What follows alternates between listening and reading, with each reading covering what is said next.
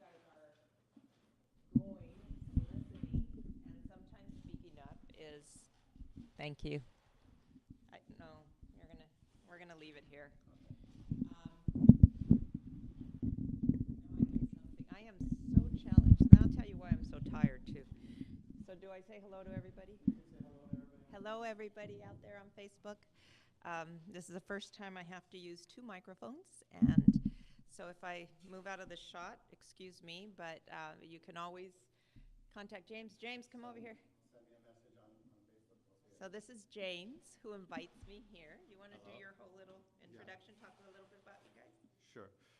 Good afternoon, everyone. My name is James Gonzalez. I'm president of the Autism Support Group. Here we have Marta Leyva, who's going to give us an IEP seminar today. So if you've never really been able to know what goes on in a seminar as a parent and you really kind of want to know what you should know, that's what Martha's here to do today, to give us a little bit of insight.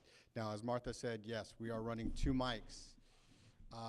We have a little bit of technical issues running Facebook Live with our wireless mics and vice versa.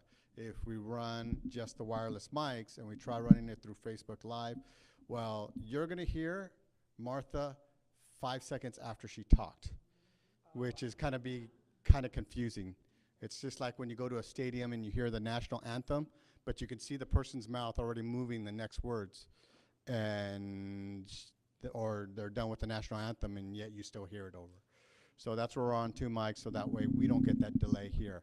Having said that, you know, we've already just trying to get through the technical issues. We've already gotten to 20 minutes of time, so Martha, I'm just going to let you go. I'm going to get started right away. So they are going to bring the copies, but so anyways, that's. Did we think about that? Okay. Okay, we're back. We're back. All right, so I do want to get started, but I really want, I want to personalize this meeting, and I want to encourage those of you that are on Facebook, if you want to send in a question, and those of you guys that are here, blank sheet of papers in the back, and maybe, you know, we can just kind of rough cut them into fourths, and if you have a specific question, I'll be more than happy to address it.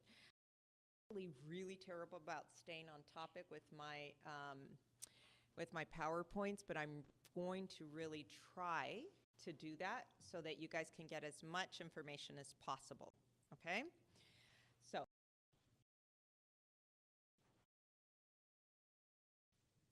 and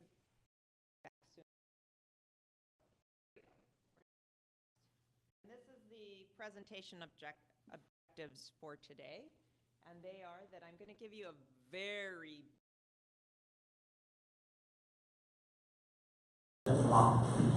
Then what we're going to do is I'm going to talk to you guys about who qualifies, because there's often a mistake. People think that if someone has a diagnosed disability, or you know, the doctor has diagnosed them with something, that they will automatically qualify for an IEP. We're going to learn a little bit about that today. Then we're going to talk about, so how do you get an IEP? How is it that you get one? Right? We're also going to take a look at the IEP meeting, who all should be at your IEP meetings, and that's really a critical piece for you to know, because you need to have everybody that's involved there, and I'm going to stress why later. We're going to talk about the IEP overview, which means basically I'm just going to tell you what parts are in an IEP, okay? All the different sections, what their purpose is, just briefly, because I want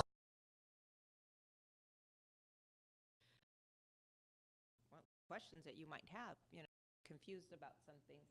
We're going to talk about how important it is, and it really is, for you to maintain your records, to keep them organized. We also want to talk about your rights and responsibilities. Okay? That's a critical piece, because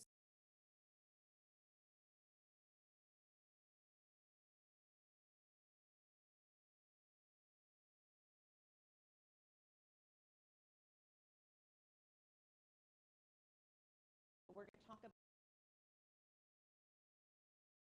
about something that they give you at the beginning of the meeting, And then they tell you, here are your procedural safeguards, would you like us to go over them? And you're thinking, no, I just want to get to the meeting, because guess what, I only have 60 minutes, which is what they like to schedule. And there's no time, if you said yes, that would be kind of funny. I shouldn't say that. But I was thinking, if you said yes, I'd like for you to explain them all, that would take your whole meeting, and many more. So we're going to talk a little bit about those, and then we're going to talk about effective communication. And I think that communication is one of the most important factors, or one of the greatest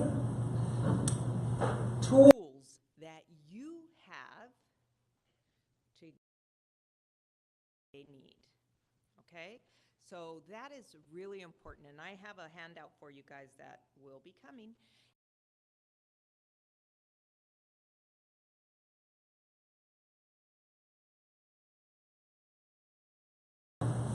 The parents were very, very pleased. They were almost in shock. They couldn't believe that they had gotten what their child needed. So whenever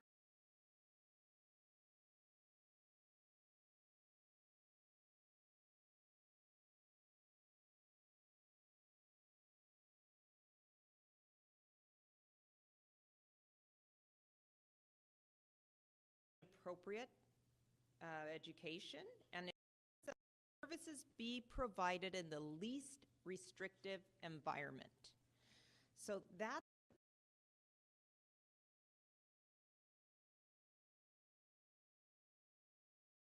means is that your child has the right to have the greatest access to general education peers as possible. Okay? Now that's important. And why is that important? Well, that the people on Facebook didn't hear, but you guys heard. This young man is on the spectrum. Academically, he's fine. But he struggles socially. So he's in a classroom with other students that have autism, that are challenged socially. So how likely is it that he's going to have other kids with him, and not going to have? They have these classrooms where it's mild, moderate, and severe all the way across, and I have my thoughts on that, but that's not going to happen, right? So what you need to do is you need to make sure that your child is in the least restrictive environment, that they have the greatest access to their peers, because children learn through models, right? We all kind of like to watch, let me see, show me how you're doing something, and then we learn that way. For children, it's the same, especially for young children, it's through play. So that is one example of a restrictive environment. If he can do all the academics in the other classroom, why can't he be with other kids that are going to help encourage his social development? Okay? All right. So after that, there were other laws that passed. We have IDEA that passed in 1995. And so what they do is they kind of update the previous law, okay? And there were multiple updates. And then in 2004, it was updated again, the special education law, and we still refer to IDEA 2004. It's a federal law. Now, why is that important? Because the United States, it applies where they have American schools in other countries. It's a federal law. So, and today I have 2 calls from 2 different parents. My child changed district, and the school district said, oh, well, that they couldn't school because I thought, oh, that's interesting. It's a federal law. The IEP travels. It doesn't change because a district has a different program. It's an individualized education program to help meet the student's needs, not the district's offer. Right? So, let's see. And then, so these laws work together with, remember No Child Left Behind? It's now ESSA, E-S-S-A. That's the updated one with Obama. Every Student Succeeds Act. And so they work together. But remember, it is federal. It goes with you wherever you are. It doesn't change. The IEP doesn't have to change because the districts change. What you want to make, and if they want to change something, you have to make sure that they can prove, they have to prove that your child doesn't need what they had. It's not just a, oh, sorry. Okay? All right. So, here we go. So who qualifies for an IEP? So the people a student with a documented disability that cannot access the general education curriculum without special education support. Okay, so you have some students that may have a disability and they could still do the grade level work, and they still are socially fine. They're adjusted, but just because they have a disability doesn't give them the right to receive special education. It's only for the students that can the general education curriculum. So without this help, they wouldn't be able to access the general education curriculum. I see someone shaking their head. Hold on, let me finish my thought. Okay, and then you can make your comment. No, get your papelito, your little paper, and write your question. Yes, yes, yes. Because or else I'm never going to get through. I'm just going to take off. All right. The other thing is that the student has to fall within one of these 13 categories, and the categories are up there: autism, deafblindness, deafness, emotional, hearing impairment, intellectual disability, multiple disabilities, orthopedic impairment, other health impairment, a specific learning disability, speech or language impairment, traumatic brain injury, or a visual impairment including blindness. Now, a lot of times people will say, well, what about dyslexia? Because that's one that comes up a lot. Those fall under, dyslexia falls under specific learning disability. ADHD falls under other health impairment. So, and sometimes even a mental health challenge, someone with a mental health diagnosis could fall under other health impairment. It does not have to be an emotional disturbance. So these are categories, right? They have different disabilities that fall under them. Do I ask? Did you want to share? Okay, quick question. All right, but you guys have to keep me on track. All right. You know, it's always been there, but now they actually, but a lot of schools would say, oh, you can't use the term dyslexia. You can't use the term dyslexia. We don't do that. Well, you know, it's a specific learning disability. It's a processing disorder. Dyslexia is a processing trouble, and there are lots of different types of dyslexia. Always been there. They can always service students, but now they use the term lobby to get the term put into law so that, or to at least be recognized. They absolutely do. Tell them to go to Education Code, California Ed Code. Write it down on your notes. Okay. Yeah. Yep. So you want to, look under the California Education. Look up dyslexia and it'll pop up. And it falls under specific learning disability. And they recognize it. I actually had a principal that was a very bright woman, but didn't believe that So, yeah. All right. So, here we go. So you have to have one of those, you know, you have to have a disability that does not allow you to have the general curriculum that falls under one of those 13 categories. Now, so how do you obtain an IEP? Well, you have a disability. I mean, you know, as a parent, right, you kind of know. you kind of know something's going on here, something's not right.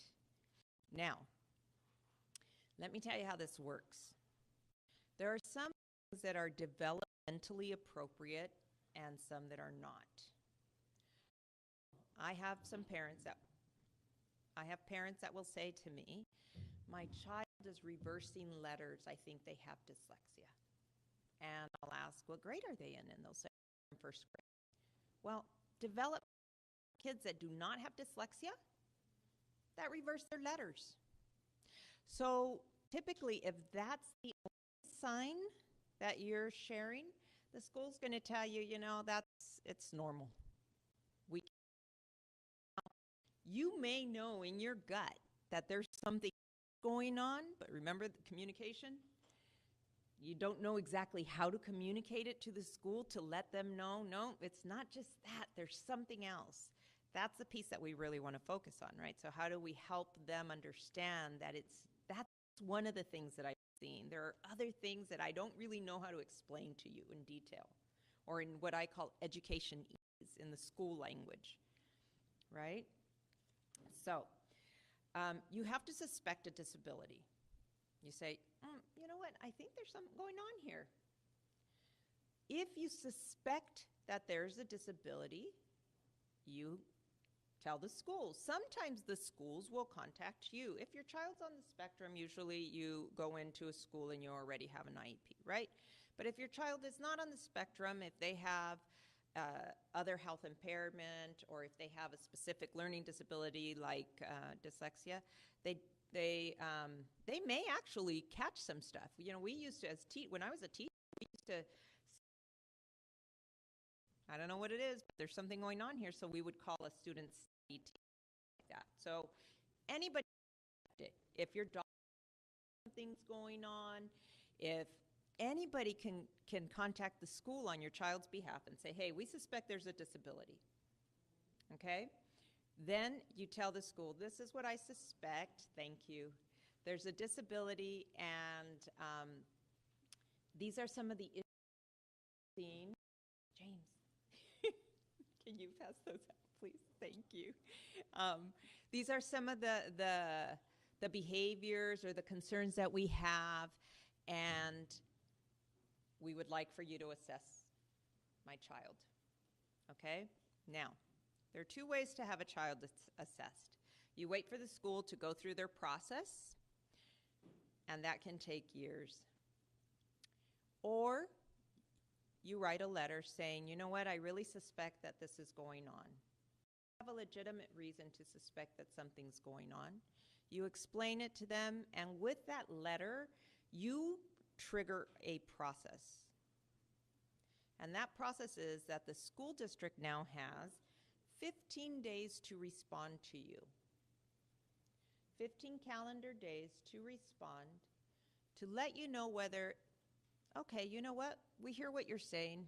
We've kind of seen some of this stuff too. We're going to evaluate your child. Or they're going to say, in some cases they say, why don't you come in for a meeting? And then they try to tell you, just wait, let us check some other things first. And if you agree to wait, you've postponed the timeline. Or they'll say, you know, we disagree. We disagree, and if they disagree with you, then they're supposed to give you something that's called a prior written notice. And that prior written notice is saying, hey, we're not going to assess your child because we don't believe that your child has a disability. And that prior written notice triggers a due process on behalf of the district against you, right? Because they have to prove that they are. And so what a lot of parents will do at that point, they'll say, forget it, because they get scared, the district's suing me, forget it, I'm going to stop. Okay? So, but this is a process. If they decide to give you an evaluation plan, right? How am I doing on the evaluation? Look at that. There we go. Second point, the evaluation plan. They're going to be, if they decide to give you an evaluation plan, you have 15 days to sign it. I would suggest you sign it quickly. Do read it. Make sure that they're evaluating in all the areas that you suspect. You sign it, you turn it in. As soon as you turn that in, the clock starts ticking. They have 60 calendar days to hold an IEP meeting to review all of the results of the evaluation and to make a determination if your child qualifies for special education or not. Now, if there's a vacation of over 5 days, right? So like if they're out for just 1 week, that clock is still ticking. But if they're out for 2 weeks on vacation, those 2 weeks don't count as part of the 60 days. But it has to be over 5 days on vacation. All right. So then 60 days later, you guys all get together, you hold an IEP meeting. Do we have anybody that needs the PowerPoint in Spanish? Okay. You get together, they go over the documents, the reports, and anybody else in Spanish? No? No? Nope. Okay. And then they determine, yes, we did find a disability, or no, we didn't find a disability. This is a part where it can get a little bit tricky because when they do tests, a lot of the tests have subtests on them, and so you may have a child that, you know, the overall score is average, but it's only because you have one test that's super high and one test that is super low, and so when you combine them, guess what? They're average. Well, they're not. They have what we call discrepancies, right? And if there's a 21.5 point difference in the scores, then we're talking about standard scores there.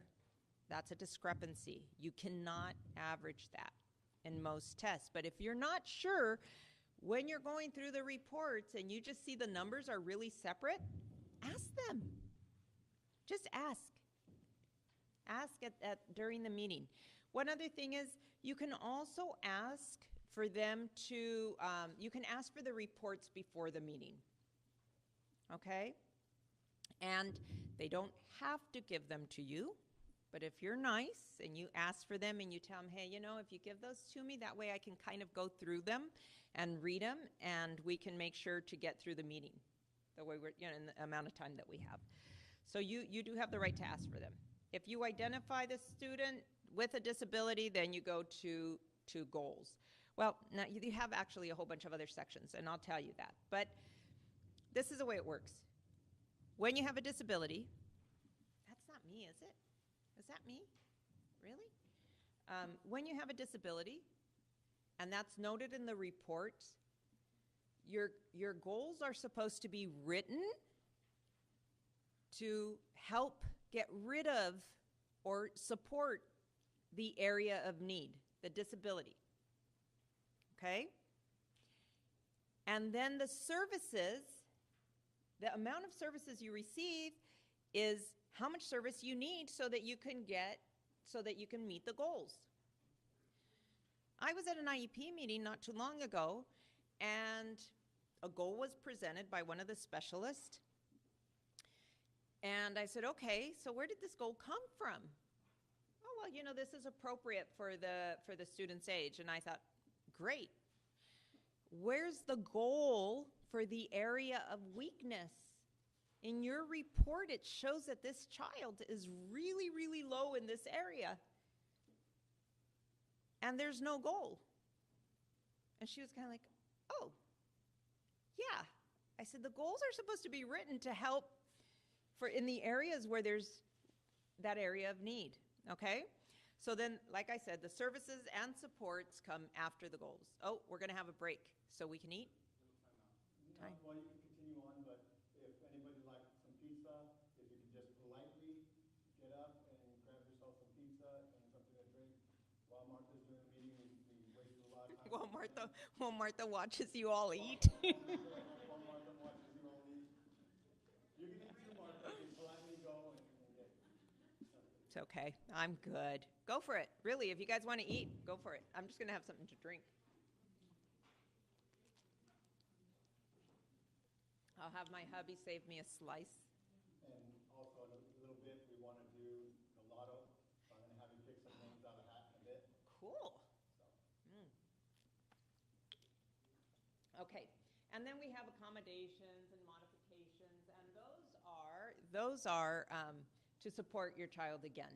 When we're looking at modifications, we're actually changing the level of the instruction. A modification is, you're usually looking at a functional curriculum. So you're looking at a child that is much more challenged in their learning. Accommodations are just different things. Oh, you know, we need a little something, or you can maybe just put them up here on the chair. No, the camera's way over there. There we go. Okay. We'll look at that in a bit. And then we have the placement. So where are they going to be? What classroom? Right? And that becomes the offer of FAPE. When we talk about the services, those are free. And FAPE means free, appropriate public education. That's what every child in the United States has a right to, including children with disabilities. Okay? Got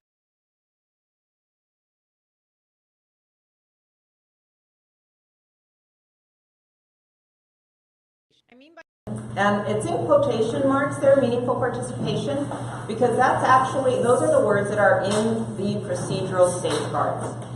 Parents are supposed to be meaningful participants at the IEP meeting. Okay? That means your voice is as important as everybody and anybody else is there. If not more, because guess what? You're the one that knows your child best.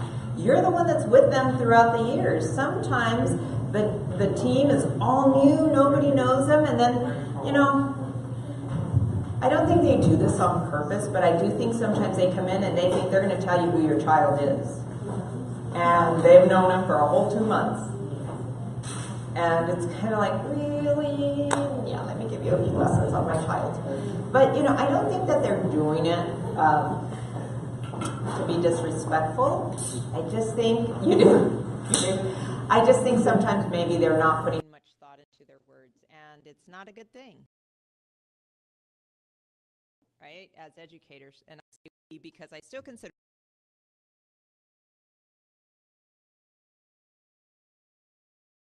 parent. Here you go. So one of the things that I really encourage you to do before you go to an IEP meeting is really prepare. Okay? And your preparation, I remember, I'm going to actually share with you guys, and I don't do this very often, but I will share with you guys what I do to prepare for an IEP meeting. Okay? If it's a new client that I have, I will literally read every single word in their file. Every single word. Sometimes the files are 200 pages, sometimes the files are 1,500 pages, but I will read every single word and every single word on the page. After that, and as I'm doing that, I'm taking notes. And the reason why I read everything is because I'm looking for patterns, right? I'm looking for what has worked with this child. What hasn't worked with this child? What concerns keep coming up, but you know, maybe when they leave one classroom and they go to the next classroom, because the teacher has to get to know the child, it kind of gets lost, but then a year later it comes up again. What am I seeing? And typically, by the time someone comes to see an advocate or goes to see an attorney, it's because something has really gone wrong, right? There has been a point where, and this is my belief is that by the time someone comes to see an advocate or see a lawyer, it's because somewhere, someone made a judgment. They decided, this is who your child is, or this is how I'm going to describe your child, or this is what I'm going to say about your child, right? And then that somehow really stuck like glue. And every year after that, everything that's done for your child is based on that one mistake or on that one comment, even though there might be 15 comments that go against it. And that's key. And that's what I look for when I go through these files. And so for you to participate and for you to prepare, you really need to look through stuff, even if it doesn't make sense. You know, I had been a teacher for 20 years, right, in the schools, and I had worked in education for 20 years. And when I started in advocacy, I literally would sit with reports, my computer, in one on my right side, and I'd be looking up words constantly because I wanted to make sure I was understanding. And whatever I didn't understand, I wrote out questions. And I took those questions, or I called other experts, or whatever. I called around. I got information. That's critical. You need to do that for your child. You need to find if you are dissatisfied right now, or if there's something that's kind of, you know, you feel in your gut's not going right, that's what you have to look for. Where did that change? When did you start feeling uncomfortable? And if you've always felt uncomfortable, then there's a lack of communication that's going on. Somewhere, the school hasn't learned who your child really is or who you see your child to be. And that's what you need to learn to communicate more effectively. Okay? So, what I want you to do is you take a written summary of the following information. You write down your concerns. And I would suggest that you sit with somebody and you brainstorm what your concerns are. And, you know, get a friend or your spouse or someone that you can really trust and that you can say, hey, I just want you to kind of listen. These are the things that worry me. And I like to talk things out because as I'm saying them, I think, oh my goodness, I didn't think about that. You know? So for your IEP meeting, so you can talk about it, think about it, put some lists, and I would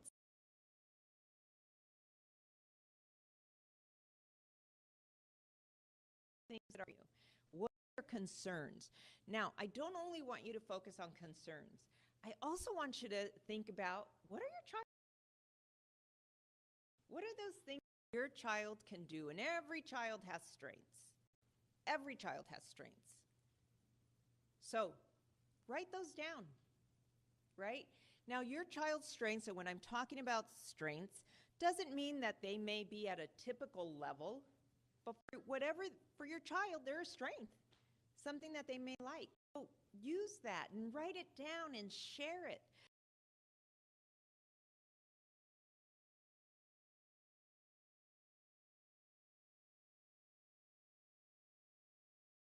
We use to help them learn.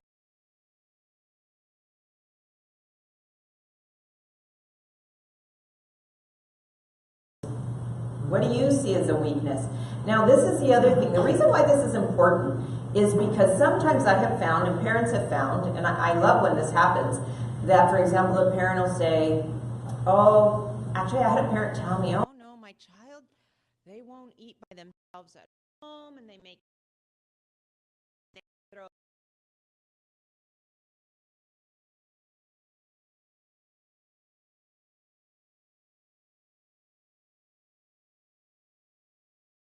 say about that. And so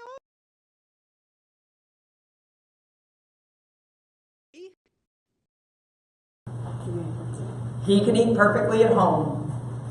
The kids, That's okay, that's just power. okay.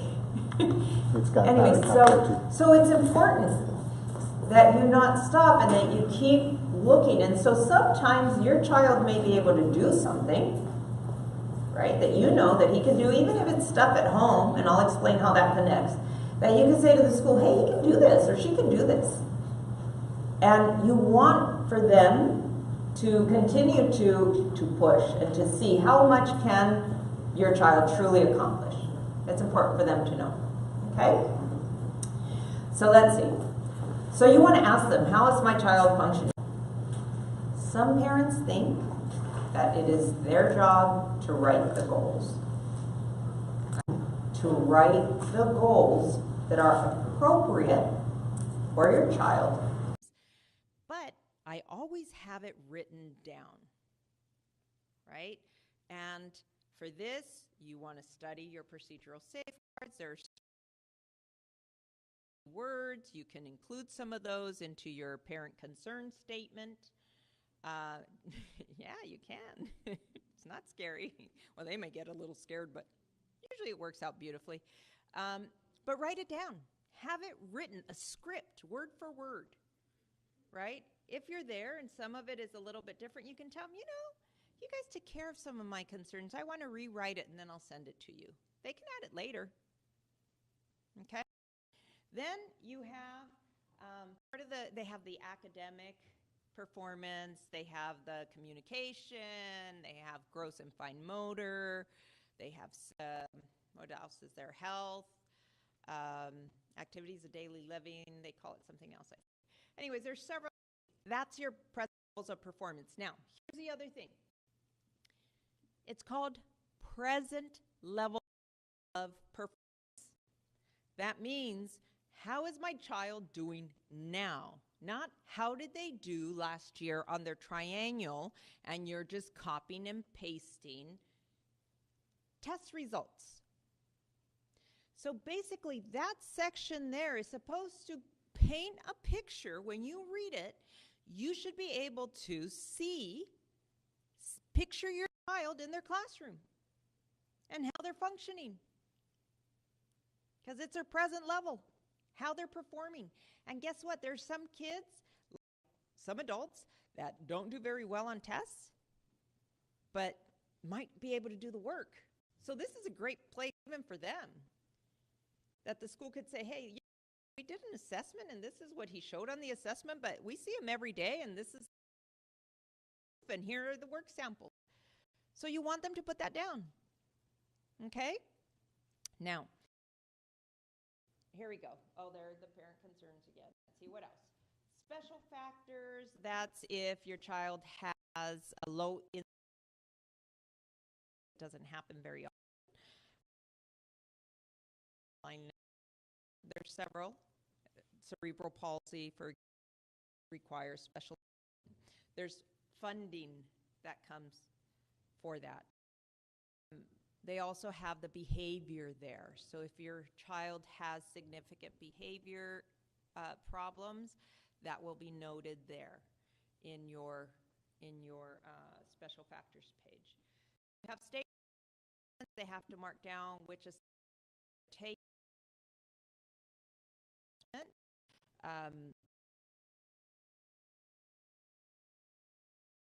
Taking and performing. I'm going to tell you, I started this whole business, and if you go to my website, you'll see it says, it all started with Abraham. Abraham is my nephew, and he was the first one that invited me to his IEP from the family. You know, with the family, you don't get involved.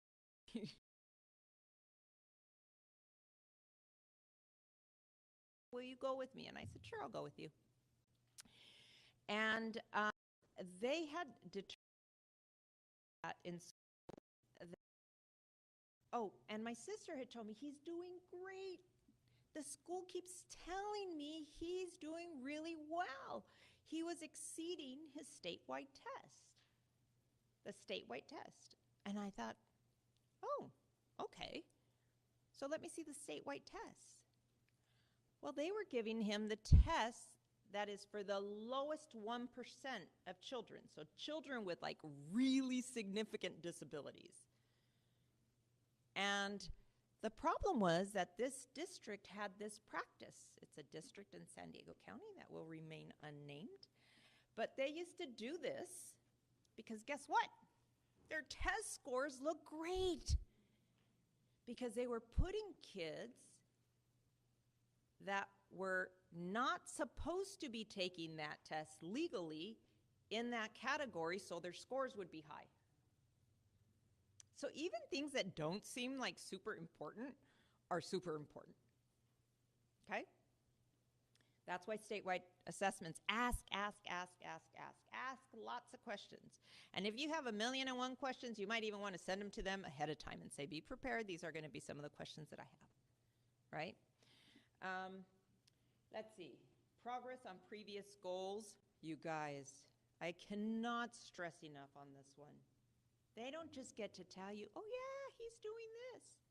Really, show me. Trust, but verify. Show me. Well, that's what I think. You know, I don't want to know what you think. Right? Because I could think I'm Barbie. It doesn't make me Barbie. Show me. Show me. I want to see samples. I want to see the work. I want to see the proof. So make sure that we're in the goals. It's going to have work samples or teacher kept records to show you. Okay? Because you want to see those. Because there have been times when the parents have told me, there is no way my kid can do that. And they're saying, so I tell the school, well, you can't mark that they can do it until you can show me samples, work samples. Right? And then sometimes you get like all the work samples in one day, and it's supposed to be for the whole year. Yeah. So it's okay to ask for them to show you specifically. It's good. You're holding them accountable. We already talked about proposed new annual goals, that they have to be aligned with the area of weakness, okay? And don't write them for them. You want them to own it so they can own their success, because they're going to make it happen. They're going to make it happen. Oh, this is where I could talk to you guys about negotiable and non-negotiable. So when you're talking about goals and you're developing goals, there are some things that are non-negotiable, right? For example, your child is going to make progress. I would say, with this young man for today, I would say, you know what? He will initiate conversations. He will. Now, how we get there? Professionals, that's up to you, right? For some kids, I would say if a child has dyslexia, well, guess what? This child will learn to read at this level or be able to decode these kind, that's sounding out, this many words, or learn this many new categories, or be able to draw the line. Whatever the goal is, there are some things that are non-negotiable. It's gonna happen. There's no choice. You don't give the district that choice, right? I'll give you a perfect example, especially for children that are on the spectrum. Communication. Communication takes a lot of forms, right? And so communication can be oral communication. It can be with an iPad. It can be with PECs. It can be many different ways, right? Sign language. There's lots of different ways to communicate. So what you could say is, listen, my non-negotiable is communication. My child will learn to communicate. They will, because they have to be able to tell someone when they need to go to the restroom, when they're hungry, when they want someone to stop something, where they're hurting, right? That's a non-negotiable. They will communicate. Now, based on what we know about my child, based on you experts, how we accomplish that, we can negotiate that, right? But the communication piece is not negotiable. They have to be able to do that, because that's critical for life. Writing. I get people telling me, this child can't write because they can't put a pencil to paper. And I'm thinking, well, writing isn't just about forming letters. It's about having ideas and being able to communicate those. I have some kids, dyslexic kids, oh my goodness, they can come up with the most creative stories. They just can't write them because they can't put it to paper. So now we have Google Speak. Hello, have them speak it. Didn't they just write that? So you see what I mean? With negotiables and non-negotiables, there are lots of different ways. Many roads lead to Rome, isn't that the saying?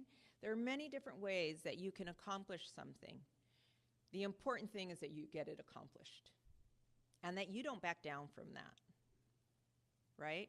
Now, you have to be reasonable in what you're asking for, because I'll tell you what, if you're asking for something that's way too hard for your child, that's going to start rebelling and going to start getting really angry, right? That's when you know the challenge is way too hard. And so for that child, you want to make sure, oh, let's bring it down a notch, because we're trying to get them to, go up this ladder, but we have one prong here and another one way up here, and they can't reach. So you have to make sure the steps are being set up to help them have success, right? But if the goal is too low, you know what you're going to run into? You're going to run into a child that is going to be the class clown, that's going to be running around, that's going to be having lots of those type of behavior problems because they're bored. Now, I have to admit, if you would have asked me years ago, years and years and years ago, before I knew what I know now about students with disabilities, I might have said, oh, but how do you know? Come on, look at this poor child, look at their ability, right? Well, let me tell you something, boy, kids are smart. All kids are smart, and they can learn, and they are so much more capable than we ever imagined, right? And it's been through my work with families and with incredible students that I have shifted my own thinking, and I have really opened up to possibilities. And it's going to be your job as a parent of a child with a disability to help bring along those teachers as well. Okay? But if they're messing around, playing around, rolling around on the floor, they're bored. They're bored. Actually, I was talking to my sister. She's an aide in a Montsevier special day class. And she was telling me, we have this little girl, and this little girl's like beating up my sister. I mean, she's got bruises everywhere.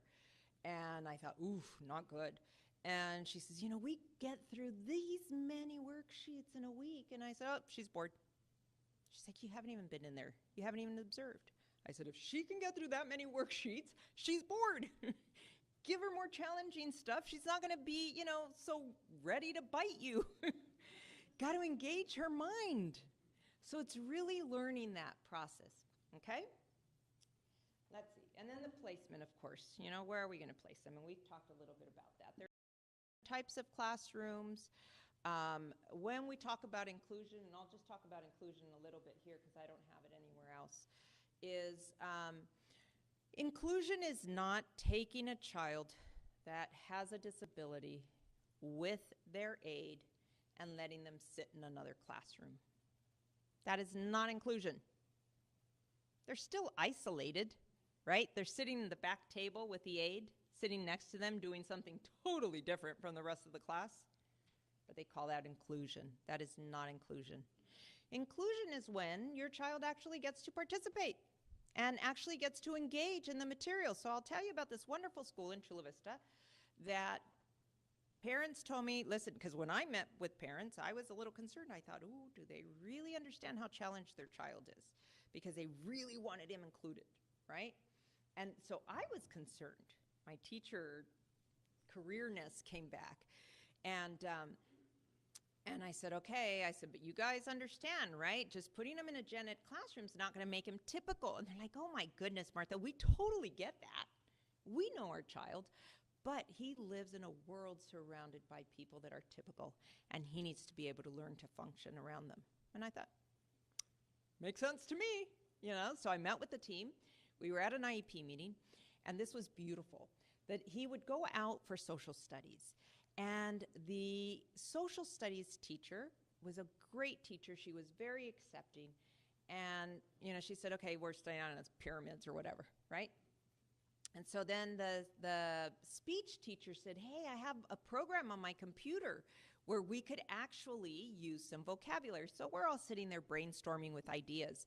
So what we decided is that they would actually take a picture from the book, because social studies books have lots of pictures on them, so do science books, by the way. You could take the picture. And then for the student, you could put, for this student, maybe a 2-word phrase underneath the picture. So his peers are looking at the same picture in the book as he is.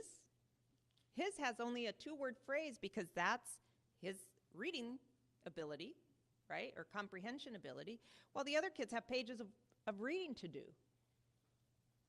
But he gets to be part of it. And then we decided, oh, you know what, let's give him several words, because he was at the word level.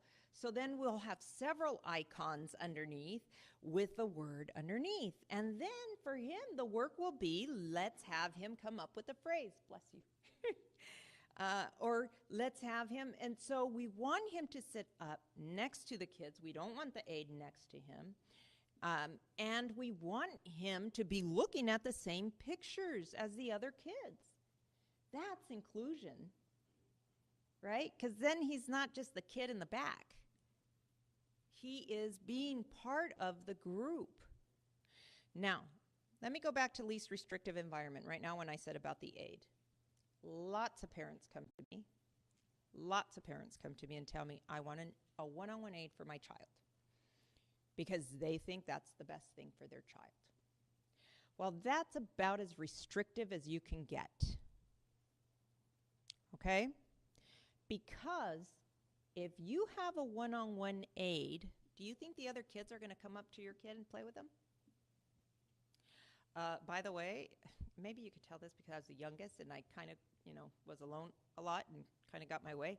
If I have the choice of being with an adult that's going to give me whatever I want, or be with kids where I have to ask them if I can join, or ask them if I can play with their things, and they may say no, am I going to really want to do that? Heck no, I'm going to go with the adult that's going to know exactly how to respond appropriately to me every time. And so really what it does is it's isolating me further and further, and I have less contact. Now, I want to qualify that. There are some children that they need somebody because they run, right? And there's danger to that. Or because they hurt themselves and hurt others. Now, for that, I would say, okay, well, we can have someone temporarily with them, but we got to figure out what's going on. What's the underlying cause? Because there's something causing that from happening. And in schools, we are what is referred to as behavioralists. In other words, we look at behaviors. And then we give you a sticker if you do what I tell you. And then you can earn stars, and you can have 2 minutes on your iPad. And so we change your behavior, but we don't look oftentimes, unfortunately, at what's causing that behavior. And you see, oftentimes it's something that is minor. And if you look at that minor situation, and if you tweak that, then you lose the behavior, and you don't have to give out stickers. And the child is going to be much more compliant. So it's really trying to get at what is causing the problem. Remember I told you when I'm reading, I'm looking for patterns, I'm looking for themes, I'm looking for ideas that keep popping up. That's where you get at what the problem is. That's what you're trying to uncover. And I truly believe that you can make some very minor adjustments that will have huge results. Because if you try to change things drastically, it doesn't work. Our brain resists that. Everybody's brains resist that, right? I mean, I think, I'm thinking about dining. It's probably because I'm hungry, but I was just thinking, if all I have to do is cut out one little thing, or maybe not eat my pan con leche before I go to bed at night, right? Then maybe not eat it one day a week, right? I could start taking those tiny steps. But if someone tells me, oh no, do this cleanse and you don't eat for 4 days, it's like, whatever, I'm out of here. And sometimes we do that to our kids. We write these IEPs and we switch their whole world around, and then we think, and why isn't it working? Because that school doesn't care. They don't want to help my child. And I'm thinking, oh my gosh, I would so be running out of there with the kid. And I'm the teacher. I mean, really, we've got to take a look at that, because we're talking about people and we're talking about making change. And if we reflect on our own practice and our own lives, we've got to take that into account. We're complex.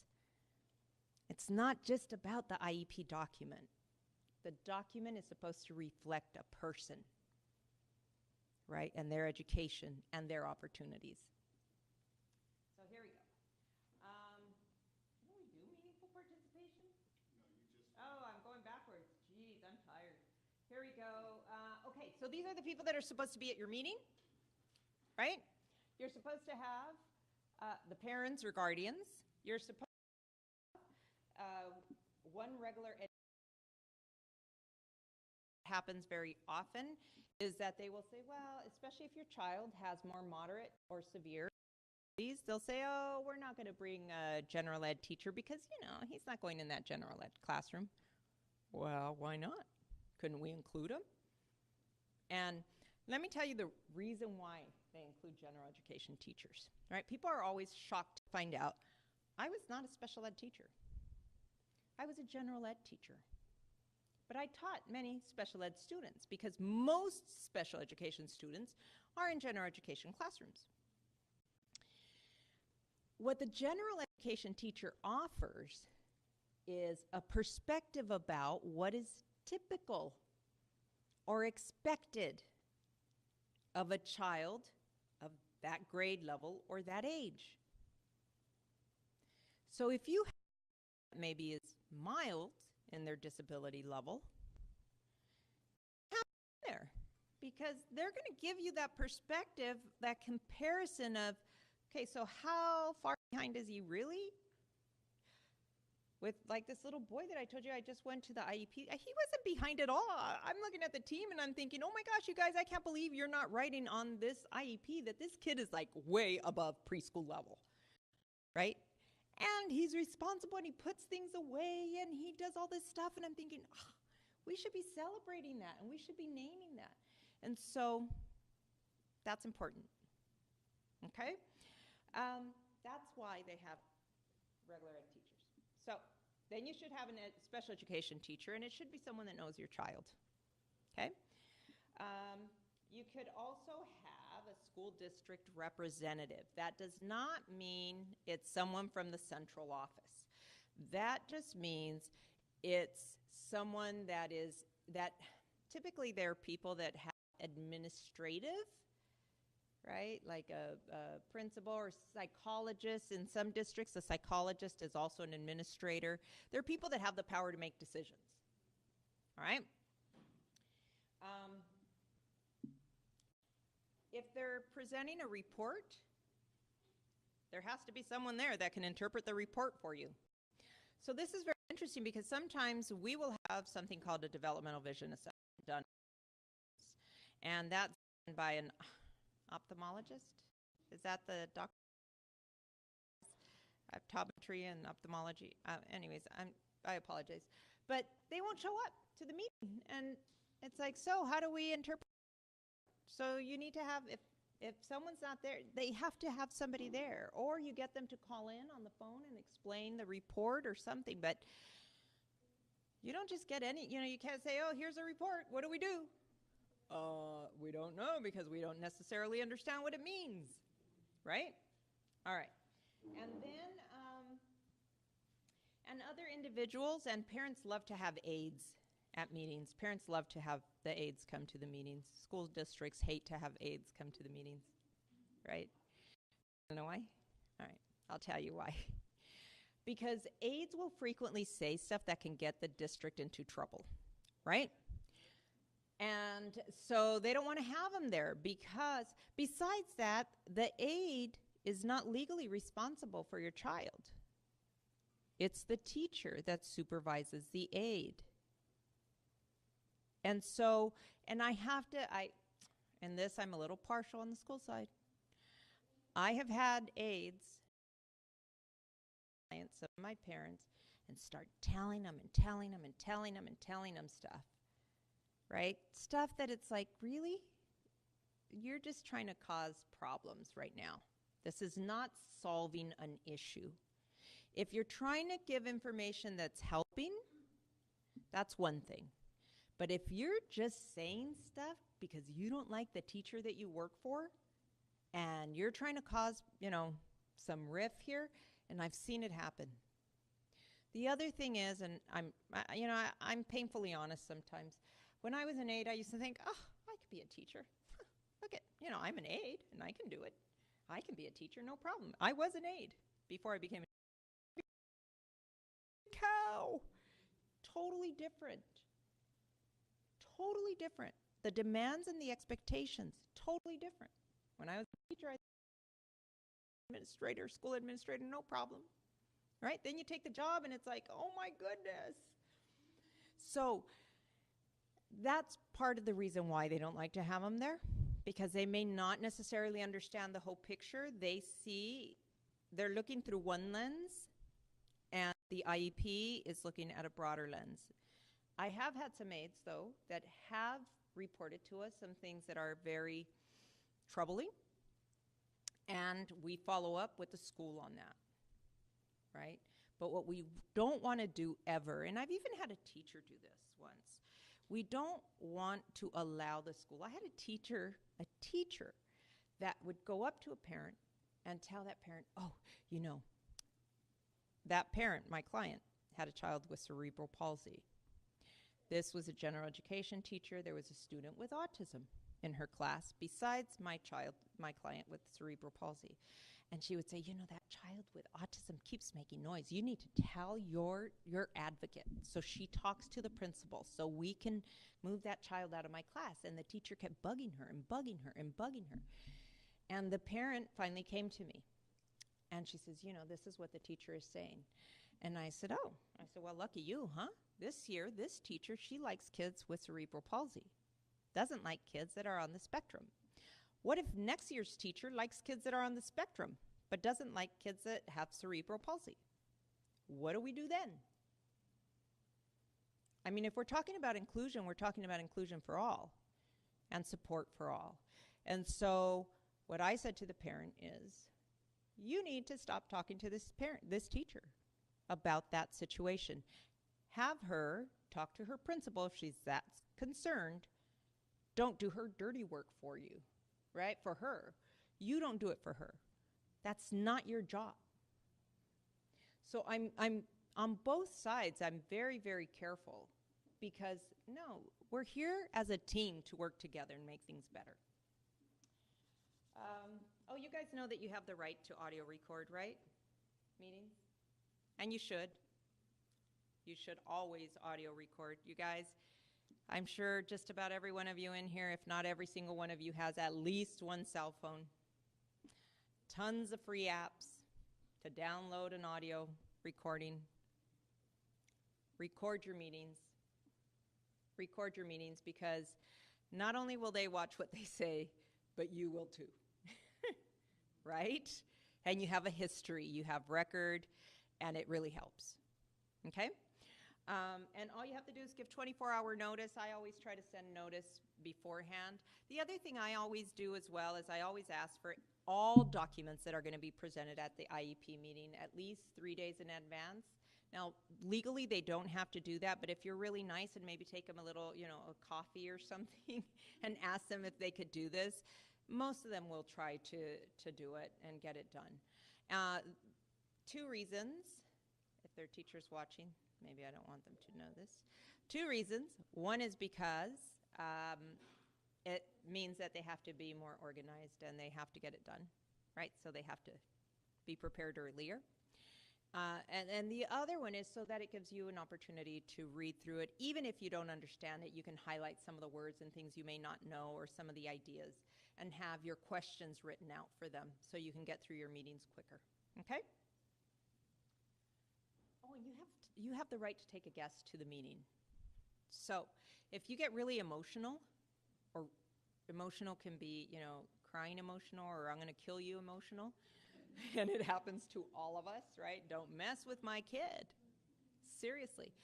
Then take someone with you and talk to them. I always meet with parents before we go to an IEP meeting, and it's like, okay, this is the way it's going to go. I'm going to say this or whatever, and they always want to know, am I going to talk?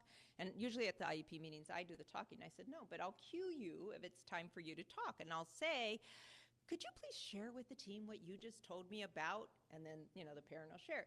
What you can do with somebody, you could take a family member or anybody that wants to sit there with you, right, especially if you're really upset, is tell them, if I say, I think we need a break, or if you see me start getting angry, you know, maybe you can give me a little note, we need a break. You have the right to take a break. You could say, you know what, I need a minute. And you have the right to pause your recording, because they're going to want you to pause the recording, because, you know, the worst thing that can happen is you leave your recording going and you walk out and then they really say what they think about you at that moment, right? It's happened to me. That's what I'm telling you. Right? So they'll make sure to pause your recording. They will pause their recording, and you take a minute and you gather yourself and you gather your thoughts and you go back in. And if you're really, really upset and you don't think you can continue, then you say, you know what, we need to stop. We're going to need to continue this another time.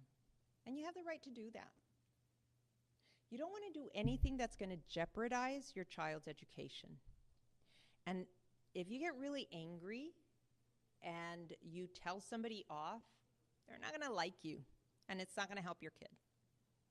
So it's better to be respectful and to say, you know, I'm just too upset right now. I need to think about this. I need to leave right now. And then you do that, right?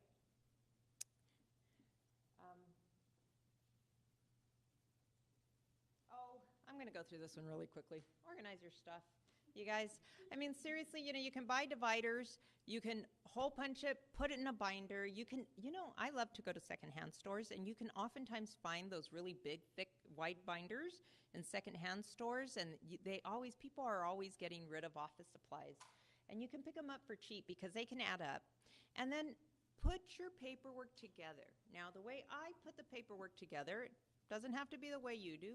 And my accountant hates it because I put it like a book. So when you open my files, the oldest document is on the top. So I start when they're babies. And then, so that when I'm reading it, I'm reading a book. I'm reading a story of this person's life, and I go through it. How are we doing? We're still okay? Okay, I was just going to tell you, I scan everything. Do you scan? Well, if you have a scanner, you can scan it. I have a scanner and I scan things, but if you look at my Dropbox, you could see that I have ADHD really severely, because I'll tell you, paper, I need that kinesthetic stuff, you know, I need to put it together because I have, yeah. Anyways, I shouldn't have said that, especially because, you know, I do have some files. Yeah, so you do whatever works for you, right? Whatever works for you is what you should be doing. But what you want to do is make sure you have everything. And you have the right to ask the district, by the way, for your complete file, including protocols. Now, do you guys know what protocols are? No. That's okay. You're not supposed to. Let me tell you, this is how it goes. Protocols are tests. You know how they give your kids tests all the time? So they're normed assessments, norm tests, and these tests, that means that, you know, when you look at that curve, the bell curve, the tests are not tests that say, oh, here's a list of words, how many words can he read? They're comparing them to other kids. Okay, so those are norm reference tests, not what we call criterion reference tests. Criterion reference test is if they give them a list of words. Yeah, I have mine here. I just haven't had a moment to. If they give them a list of words and they ask him to read it, and then they say, okay, he met the criteria, now he gets to pass to the next list of words. That's what they're checking, right? Norm reference, we're comparing your child with other kids. All right, and so why was I saying that? With the assessments, I totally lost my train of thought. The protocols, oh. So the protocols are where they write the answers, your child's answers. But every educator is trained that when we're giving an assessment, we're not only writing the answers, we're also writing what we're observing. So if we have a student, for example, that is taking a really long time to answer, we would write that down, right? The other thing we could do is we could say, oh, you know what, they're taking a really long time, but they're getting all the answers right, but I have to mark them all wrong because they only get 15 seconds to answer it. And so there's all kinds of information on those protocols. And I read them, I don't read the answers to the questions. I read the comments. Because there have been times when the results of the test say they can't do something, but then the comments on the page tell me something else. And so it's important. Some districts were starting to destroy them, but I think the California Department of Education contacted them and said, you can't do that, it's illegal. So you have the right to get your kids' protocols. So when you ask for the file, you can ask for the protocols. You can ask for emails too, by the way. Any communication that identifies your name. So an email between a teacher and a teacher, if they're talking about your kid, you have the right to it. We actually won a case that way one time because the specialist told the teacher, hey, I need proof that he doesn't belong in this classroom. And she says, okay, I'll try to get it for you. I'll come up with it. I'm not lying. Kid got sent to a non-public school. We got a private placement because there was an email that said that. One email. That was it. We didn't need anything else. Well, we had proof that he didn't belong there, but then we had them, manipulating stuff. Most teachers aren't that tricky. And I truly believe that. All right. Oh, I need a drink of water. You want to do that now?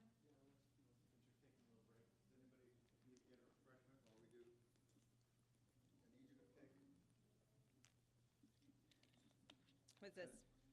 Out of the secret hat, I need you to pick 6 names for those appointments that you're going to have. The appointments will be on the 20th. We know we had it scheduled for the 12th, which is tomorrow. Sorry, you guys. I started my doctorate. I'm like so behind on homework. so I'll be down here on the 20th. Yeah, and you're skipping out on homework just to come here and do this. I want you guys to know, my poor husband, he hasn't talked to me in 4 days. I mean, even on the drive down here, I'm like, sorry, I'm busy. I know, he's so patient. Okay, here we go. By the way, his name is Jeeves. He's your chauffeur. Oh, I know. He's so great. Look, he's even injured. And he's... First name is? Charles. Last name is Kloss. Kloss. Okay, Charles Kloss. Charles Kloss. And I need to hold it out here. My daughter said I needed what are the sticks? The selfie sticks? She's like, Mom, you need a selfie stick to read now. You're so blind. Okay. I was wondering what you were doing with that. Well, I can't see. My eyes are getting, oh, wait. I got 2 of them. I'll take the top one. Okay. Alaya Renteria. Okay. Alaya, right? Yeah. Renteria. Okay. That is student name. Or Aaliyah. Maybe it's Aaliyah. There we go. Matthias. Matthias? Or Do you know? No. No. Longoria. Oh, there you go. You got it. Matthias. Okay. Told you. See, I got All those years of reading names. I He need needs that. Yeah, I need it. Okay. So that way we He's can going to give you we'll some sch- paperwork. Yeah, we'll schedule the time and the paperwork. Give me your email and I'll email you the form that she wants you to fill out. Jorge Jason Alvarez. All right. There you go. How many? Okay, so 2 more? 2 more. Okay, here we go. So those will just be on closing the my- 20th. The address was on the one for the 12th, which is 430 North Imperial Avenue. So if your name was called, we should have your email when you signed up. So we'll get in touch with you anyways. But if you're eager and you want to kick us out an email, you can send it to me at president@autismofimperial.com. Right. Don't show up tomorrow. I won't be there. Here we go. I will, but I'll just try to sell you insurance. Oh, that's good. Buy insurance. All right. And then we have Daniel Ortiz. That was Oh, done. it's Daniel. Is it Daniel? Daniel? I'm just giving her a hard time. You are. One last one. Okay. Matthew Brambilia. Gloria will be happy. Gloria, you'll be happy, but you're not watching right now, I know. Gloria, you should have been watching. So even if they're not watching, they get it? Yeah. Okay. All right. All right, there you go. All right. Sounds good. Yep, Oh, I'm that's it. excited. I'm excited to help you guys. So I have some forms I'm going to give you guys. I want you to fill those out because that's going to help you focus so that when we meet, we can take advantage of the time. Okay? That's for you guys too. You have the forms, right? I emailed them to you, but we can forward them. Let's see. Here we go. We go back to, you have the right to ask for the IEP draft. Review it, really do review it, even if you don't understand it. Okay, here is another one. So this, you know, I tell parents, sometimes even if you just like highlight and put little stickers, you should see it's kind of funny, but not, I mean, yeah, it's funny. I'll show up and I use paper because I'm old fashioned and I like paper. And so I have these files and they're this thick and you've seen them. And I open the file and I put it down, and then they have little flags. By the way, I brought you guys, did you see? I brought you guys some little gifts back there, little flags. I flag and I highlight and I do all these things. And it's the funniest thing to me. What was that? It's the funniest thing to me because I'll be sitting at the table, right? And I'll notice like the team members will be kind of twisting their head. They want to read what I write. But it says two things. One, I'm glad they're interested in knowing what I think. But two, I took the time. I took the time to prepare. And their work was important, right? It's important for my client. So don't show up cold. Tell them, hey, I know you don't have to give me this, but I would really appreciate it, and I really value your work, and I really want to help. You know, I want to work with you as a team. We are a team, so if you can get that to me, it would really help. And then show up with it marked up, you know, because that shows that you value their time and their work. Let me tell you something. Teachers get paid for, you know, whatever it is, 7:30 to 3. That's half of the work that they do, and my husband can attest to that. Whenever someone says they want to be a teacher, he's like, don't do it. You know, it looks like they're short hours, but really you work twice that time because half of the work we do is during the school day. The other half we do on our own and on the weekends. So appreciate it, value it. It's about your child. Get informed and prepare. Okay? And ask questions. So, some people think that if they ask a question,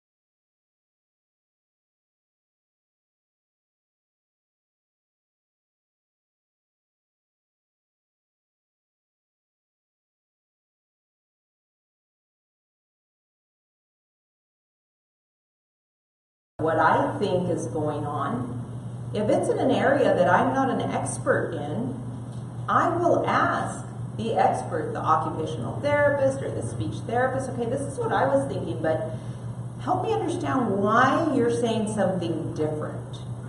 I need to understand why. See, because if you can explain it to me and it makes sense, then okay, that's that negotiation piece. Right? But it has to make sense, and I have to understand it because this is my kid and we're working together and we're going to help him. And I'm going to help you. So ask, ask, ask. It does not make you look dumb. Trust me. The teachers prefer, and you can even request that they give you some consult time. So if your child has, for example, speech therapy services, you can ask for an additional, you know, I don't know, an hour in a year or an hour and a half so that you can sit 3 times a year for 30 minutes with the speech therapist, or ask them to send home duplicates of what they're, you know, that they're using certain tools at school. That's not good for the child. However, but that was a different issue why that happened, okay? But I would recommend you never sign an IEP there at the meeting. Take it home. Review it. You have the right to do that. Even if they tell you, well, we can't start. You could start, like if they increase services and you want them to start with services, or you feel really, really great about, let's say, some of the goals. You think, yeah, this is good, you know, or you agree with eligibility. You could sign for certain portions and say, yes, we agree to this, we agree to this, we agree to this, but we don't agree to this yet, right? We want more time on this. You can do that. Don't ever feel pressured to sign.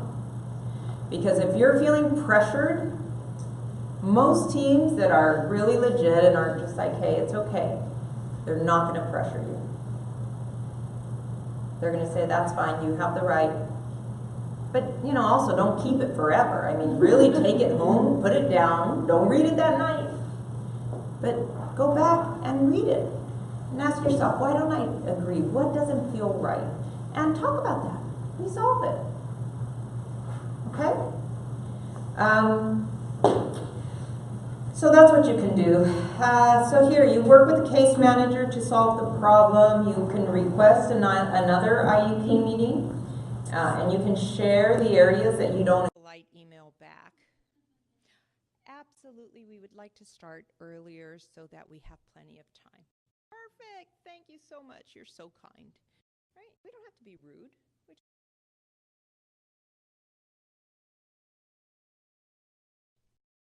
Mediation. That attorney, I would recommend you never do something like that. Due process definitely is with an attorney. There's some advocates that will actually file for you. I'm an education expert. That's what I do. I am not a lawyer. I never, ever, ever recommend that an advocate do legal work for you. Actually, it's totally illegal for them to do it.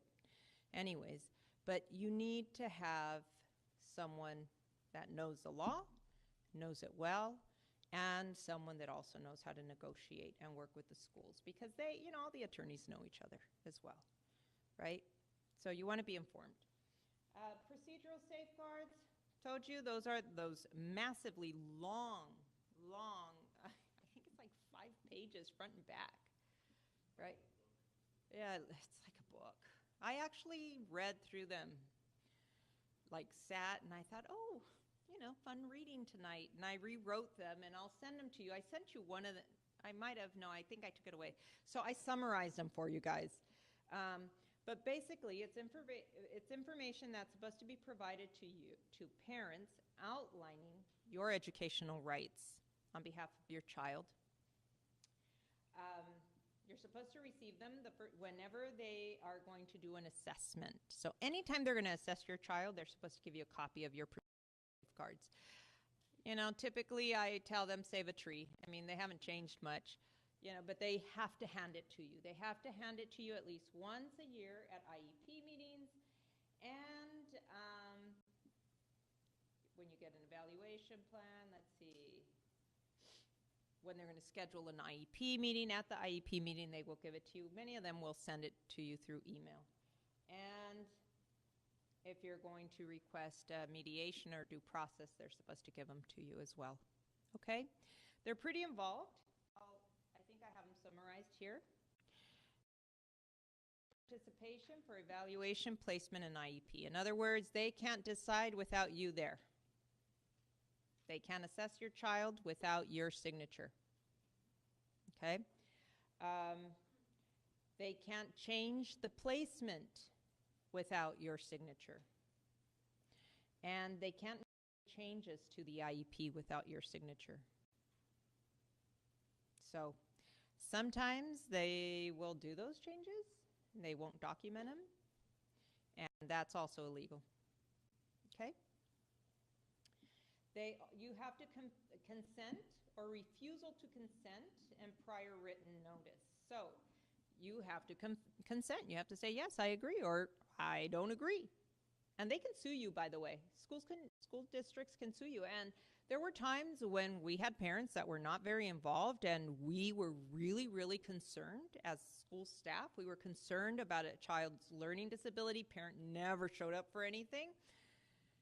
And, we would sue so that we could test the kid, because it's the school's obligation to help the child learn. So they can do that as well.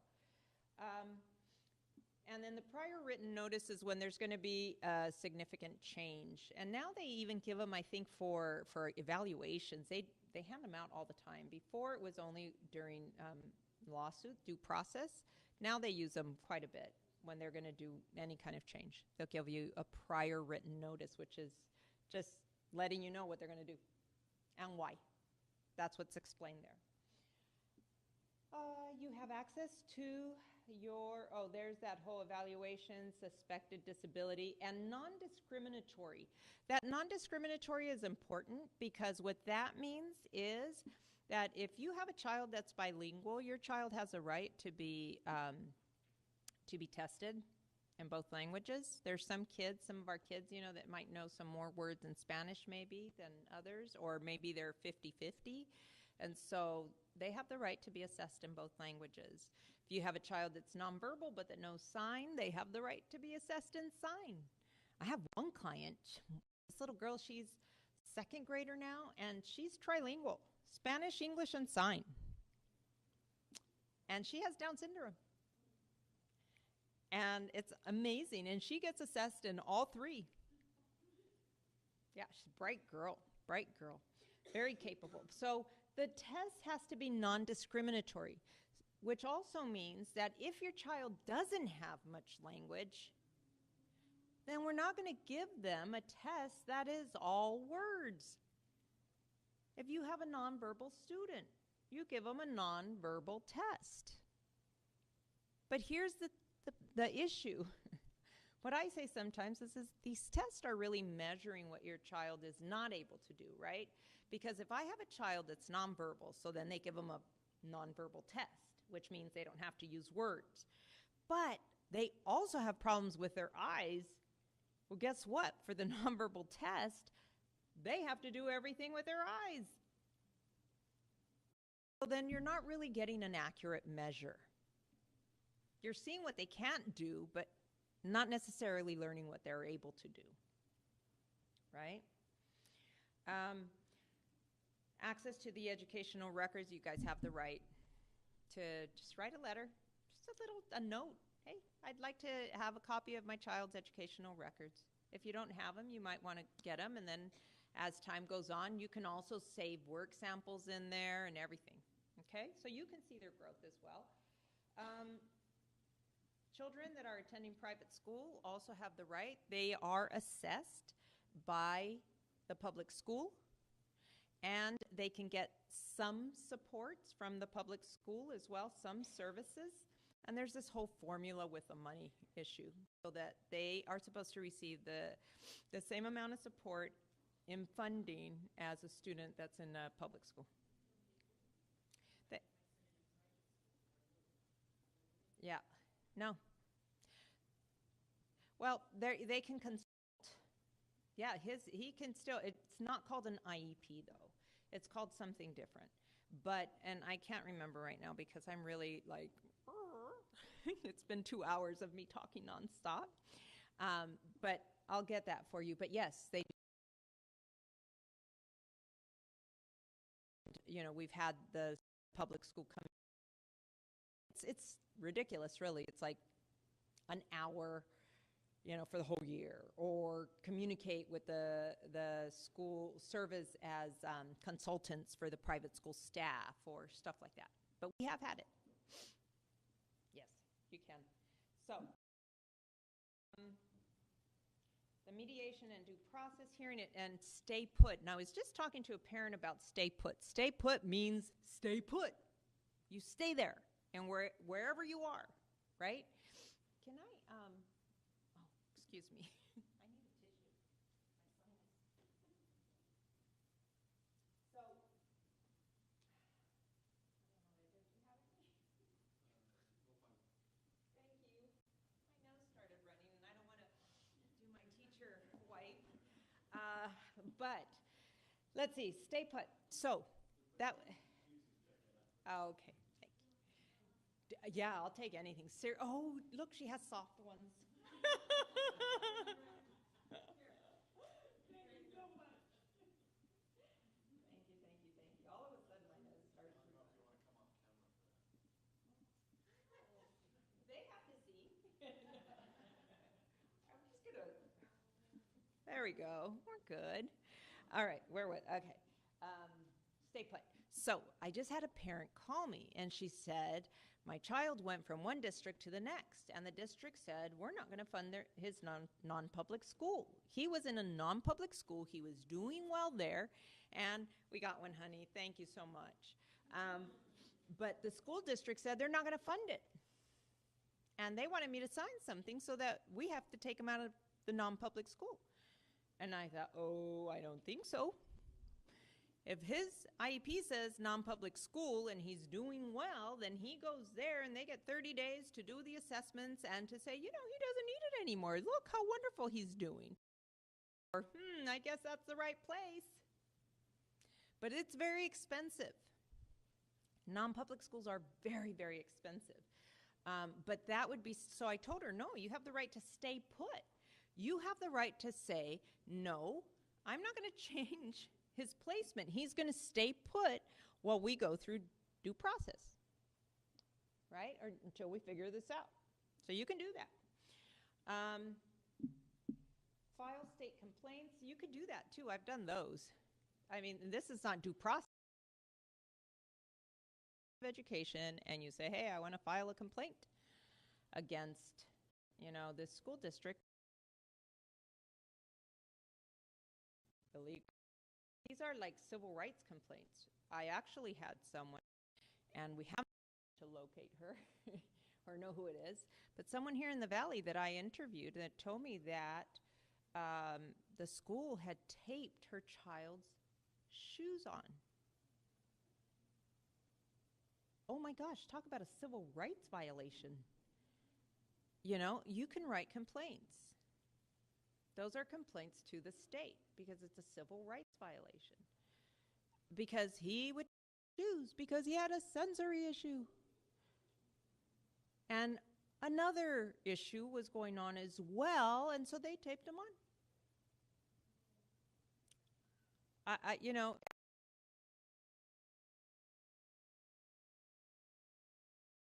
so you can write complaints. Then we have, let's see, and discipline for students with special needs.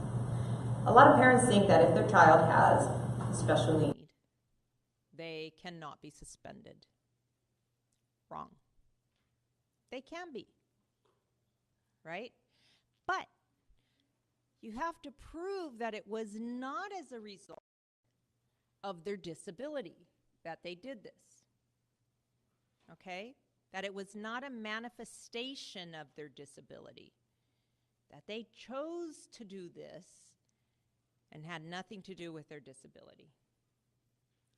There's determination, manifestation determination, which means they have to determine whether it was as a result of the disability. If it is a result of the disability, then what that says is obviously the IEP was not correct. There was something missing in the services, and that's why this happened, and the school has to adjust. Oftentimes, they will say, oh no, had nothing to do with their disability, right? And then they'll blame it on the child, and then they'll suspend. So that you need to get someone. Yes?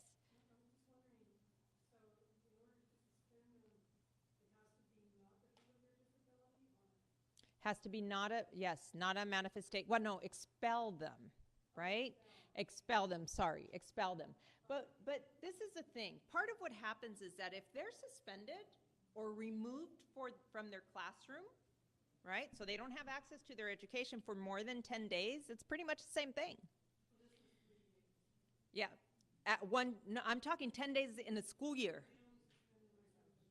Yeah, it depends on what it was. Right. So, you know, it can get involved. That's something that I would prefer that an attorney answer for you. But it is, so kids can get suspended. They can have consequences. That's something that's really important for parents to understand. But there are some kids, for example, that get sent out of their classroom all the time. They have to go sit in the office all the time. Or they get suspended more than 10 days. That's a change of placement. Well, he's not in high school anymore. Yeah. I was just wondering because he didn't understand Right. why he couldn't go to school for 2 years. Yeah, and that's the issue. Suspension is supposed to kind of change your behavior, right? The kids that get suspended, so that they do it so that they suspend them. So they don't do it again, and to keep others safe and to keep them safe. But it doesn't really teach kids. And there is a disproportionate number of students with disabilities that get suspended. A lot more kids with disabilities get suspended than typical kids. Yeah.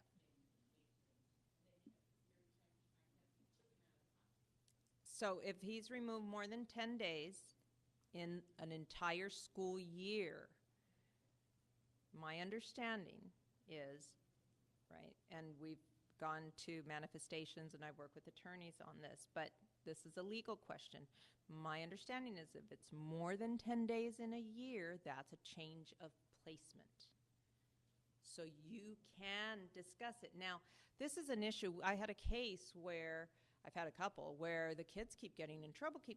All of a sudden the kids, well, actually they've come to me when they're in trouble with the law, right? They're in trouble with the law, and excuse me. And then I go back and I look through the IEPs and I think, well, because they didn't get the help they needed. And so then, you know, they end up getting in trouble with the law because they beat somebody up. Actually, I'm going to tell you, this one kiddo,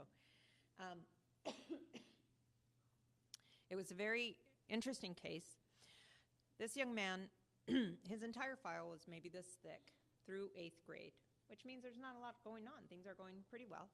Then something happens. And a school staff person does something really bad. And all of a sudden, in 1 year, I have a file this thick of him getting in trouble. Starts getting into fights, starts being disrespectful towards teachers, things that he had never done before.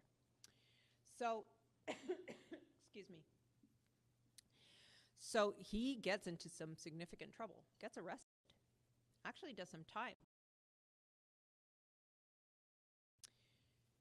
Moves to California, is already super heightened, right? He's like always on alert, always afraid because there was so much harassment going on against him as well, but he responded by beating these guys up.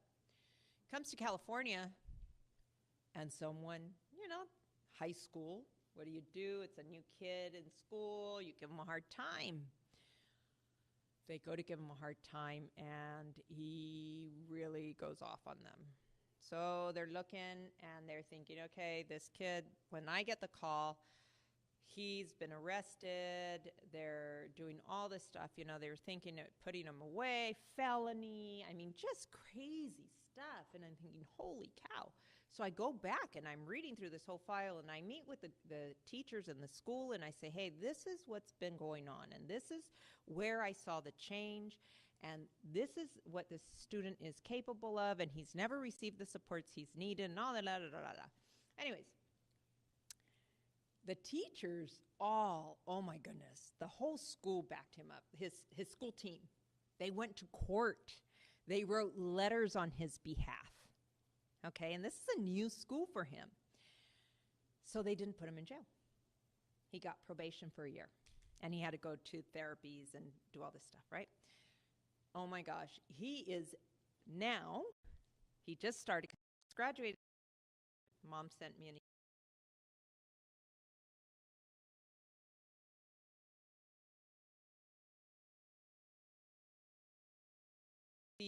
Santa Barbara, a $15,000 grant. And I know this kid's going to have a doctorate in economics one day because that's what he wanted to do. So, you know, you have to look at each case very carefully. You also have to have some awareness. I've had parents that think, well, my child has a disability, it's okay, whatever they do. And I've had children, you know, that have hurt people pretty badly. And it's like, okay, this is not okay, because guess what?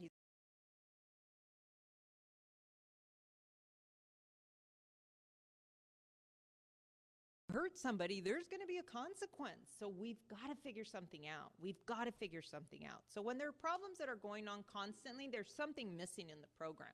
There is something that hasn't been figured out. And that's what needs to change, right? Not, you do this, I give you that kind of thing. Okay.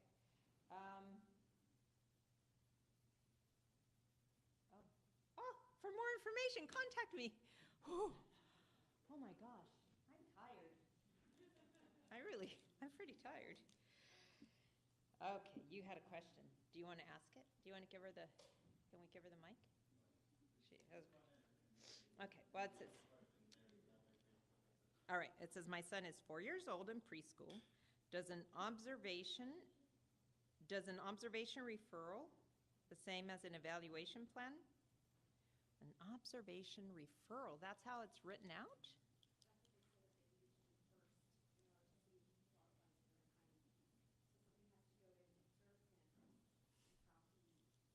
So what you're saying is that you were told that he had to be observed first so that they can determine whether or not they should give you an evaluation plan to see if he will qualify for an IEP. So what I would ask you is, what is going on with your child?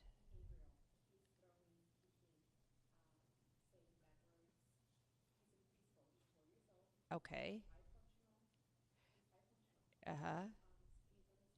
He's on the spectrum. He's high functioning. Okay. That's a lot.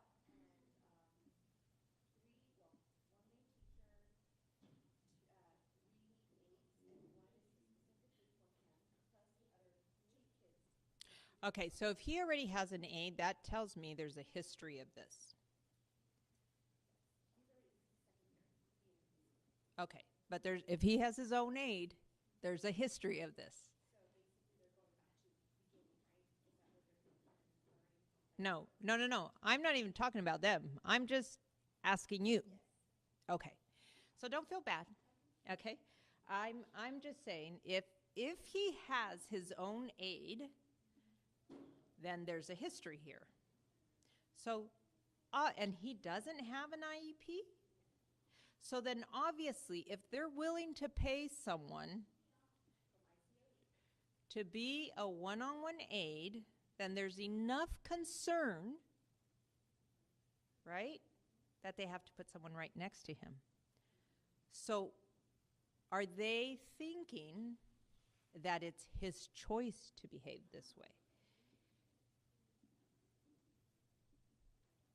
Well, of course they are.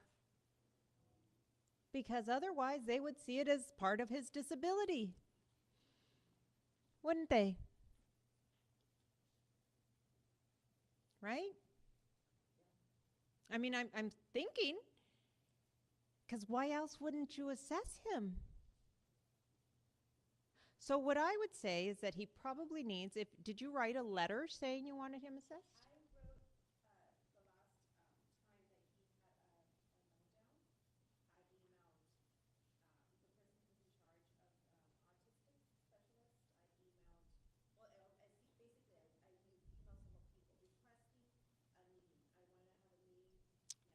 Yeah, so you know what, when we meet, you're one of the, we're going to just write the letter, right?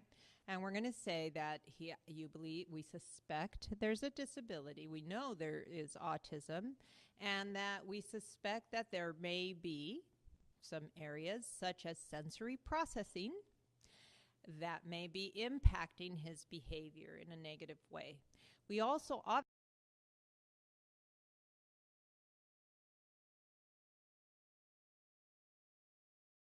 assess his social skills. High functional, I think, like you said, a little bit of boredom is involved in that area. Right. I think he's already bored. Is it a special ed class? Okay. So then that's what we do. We write about all of that and we say these are the concerns, and obviously the school has concerns as well, since you're willing to invest in paying for a one-on-one aid. And so now we need to figure this out. The evaluation plan? Observation referral. Right. That's not going to hurt it. I know ICOE. They know. They're good. You know? Exactly. I mean, you don't give a one-on-one. Exactly, unless there's something. But see, if you treat it as a behavior, if you treat it only as a behavior, right? This kid is choosing to be bad, and you don't see it as an underlying issue as part of his disability, then it's just a kid that's bad. Right, right.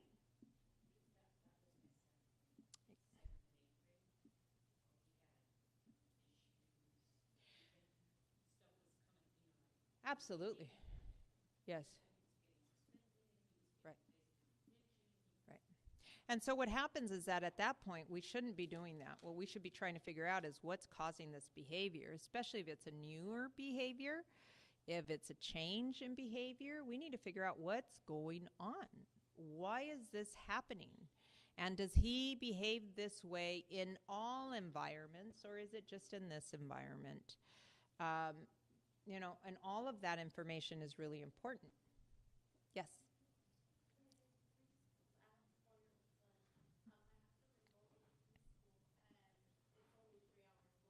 Right. A 3-hour preschool.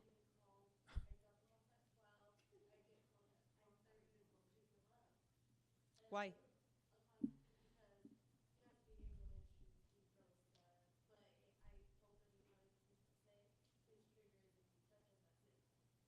So they touch him.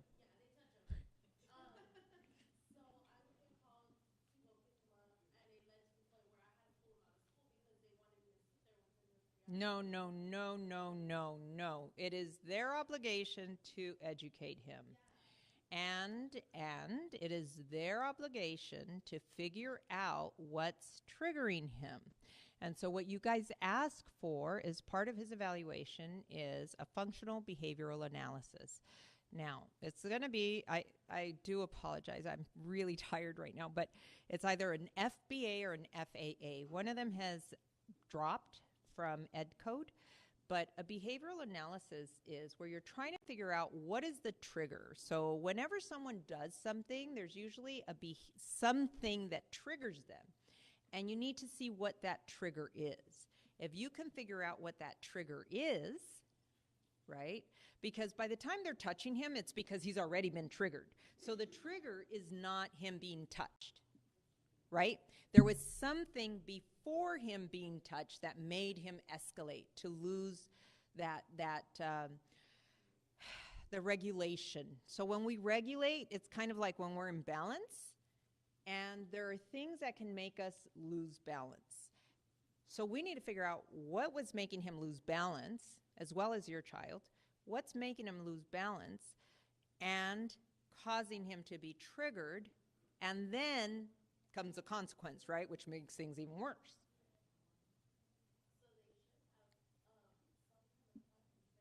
Absolutely. Do you have an IEP?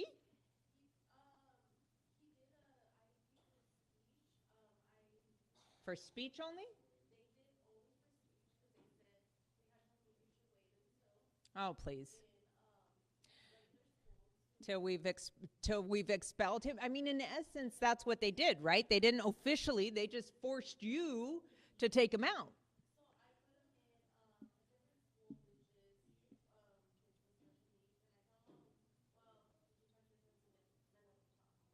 Oh, yeah, no. Oh, my gosh. No, no, no, no. Yeah, the 20th, life is going to change. When we meet, it's going to change. Yeah, that is so not okay. Yeah, no.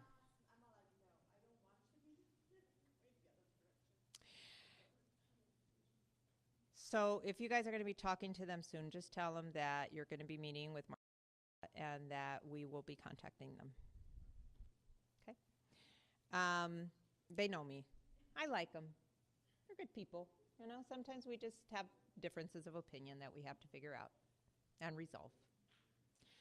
Anything else? Yes. You spoke briefly on the one-on-one and the cons. You never said anything about pros. I'm assuming there's some pros in there because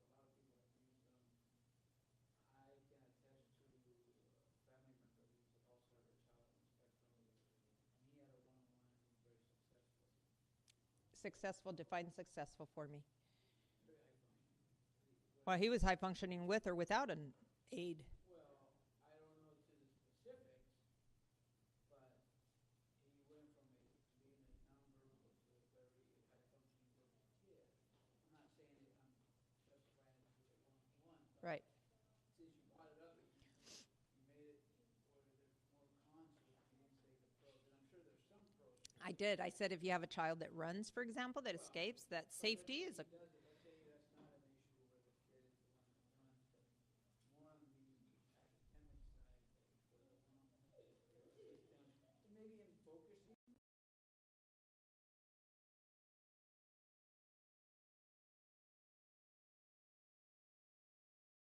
People use one-on-ones for focus. I have pretty severe ADHD.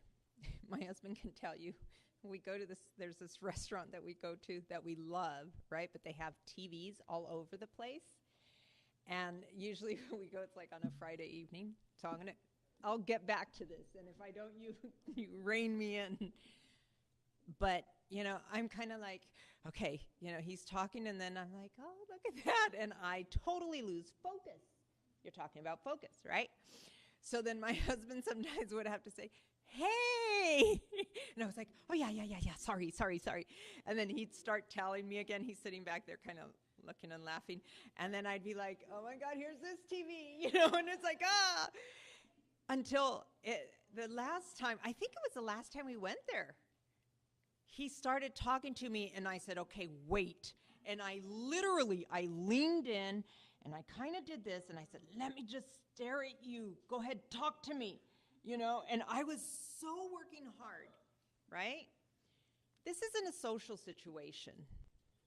If I'm in school and I can't focus, there are lots of different tools that we can use. In my classroom, I used to use privacy boards to try to block out stuff. We can use music.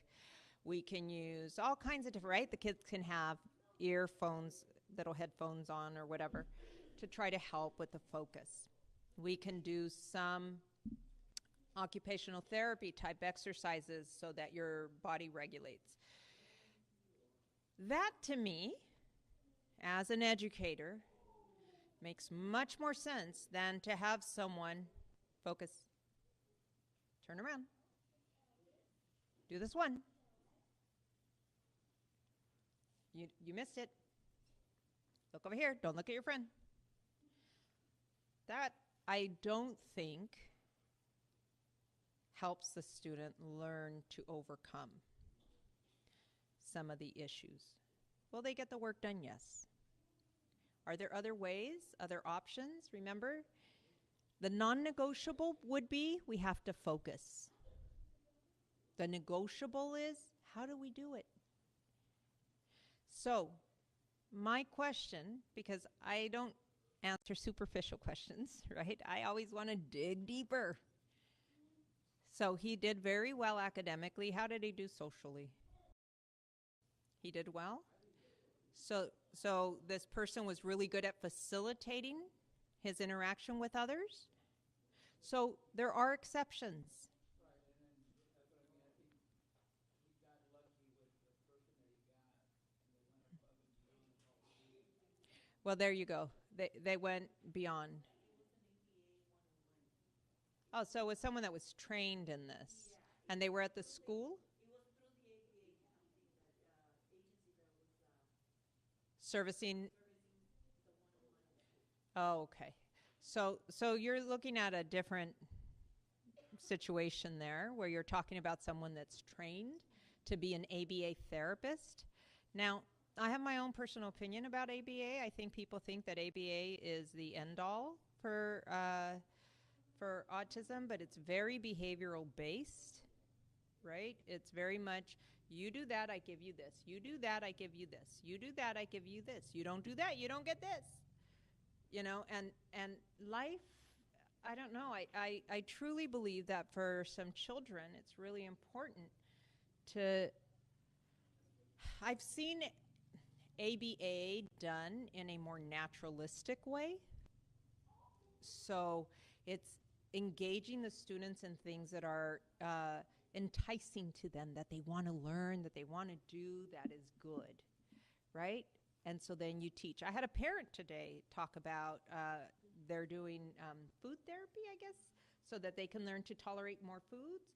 And she said, you definitely want to do that in a group because, you know, there are other kids and they're kind of watching and, oh, well, he tried it. Well, you know, it's like the commercial, hey, Mikey, he liked it, right?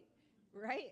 Some of you might not be old enough to remember Mikey, but I remember Mikey. You remember Mikey? Hey, Mikey, right? We do that. Here, you try it. You don't remember the cereal commercial? Yeah, the three brothers are sitting at the table and Mikey's the youngest one and, you know, it's Chex. Is it Chex cereal? Oh, look at that. I remember Chex cereal. Right, Life cereal. And it's new and they don't want to try it. And they're like, you try it, Mikey, because he's a little brother, right? So Mikey will try it and then Mikey tries it and he loves it. Yeah, exactly. Mikey hates everything and then Mikey likes it. So is important. Are there people that are really the exception and that can do a great job? Yes. And are there students? I have gotten one-on-ones for some students, but I don't believe that it is the answer to everything. And I think if my child had their mom next to them, because in essence, that's what they become, right? Very few of them discipline to remember this is not my child, this is a student, and I have to teach the student to accomplish certain goals, right? Many of them become a parent, and then they start doing so many things for the child. It's the purpose. It's not making them more independent, it's making them dependent.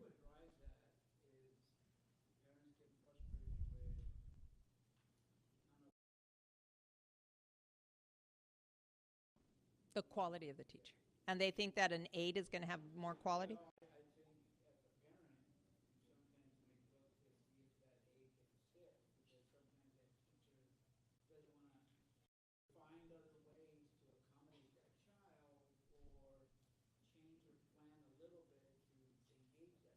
Right. I would say that, yes. Right. So this is what I would say to that. First of all, your teachers, most teachers now, if they don't have a master's degree, nearly have a master's degree. Your aides have a high school degree. Some of them require that they take 12 units, some districts, but if they can pass the test, right, then they don't have to have those units. There's a test that they have to take. So remember that teacher that I told you about that was bugging the parent to try to get a child with autism out of her class? Okay, so at a meeting, at an IEP meeting, and that young man had an aide, and I'm going to tell you why he had the aide. He had so any writing task was really, really difficult. He couldn't do it, but he was super bright. So that aide was there strictly as a scribe. They were there only to be his hands because his hands didn't have the strength to write and he was still in the process of learning how to type. Okay? So this teacher wasn't really involved with the student because there was an aide in the room. So I show up to the IEP meeting. Well, I called the principal. We talked on the phone, and I said, "Hey, what's going on? This teacher, come on, she's not involved." And she says, "I talked to her. She's brought her union rep." I said, "Well, good thing I'm no longer in the union, right?" So I show up to the meeting. I ask. So we go through everybody, ask every expert. There's like 14 people at this kid's meeting. Everybody explains what it's like to work with him, and then I turned to the teacher and I said, "What can you tell me about working with this child?" This teacher was a phenomenal teacher, by the way. She always had all the highest functioning kids. Okay, this kid was bright, and she says, "Well, he has an aide." And I said, "Yes, but you are his teacher. What can you tell me about working with this child?" He says, "Well, if I had 22 other perfect students, maybe I'd have time to work with him."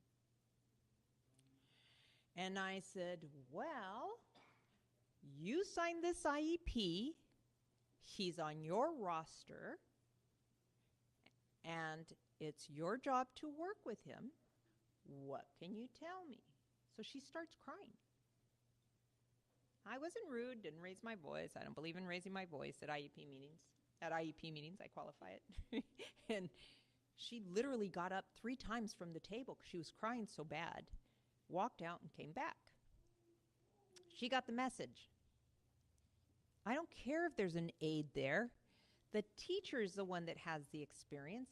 The teacher is the one that has the education. And the teacher is the one that is signing the legal document. So, all that schooling is for something. It really is. Now, sometimes do teachers make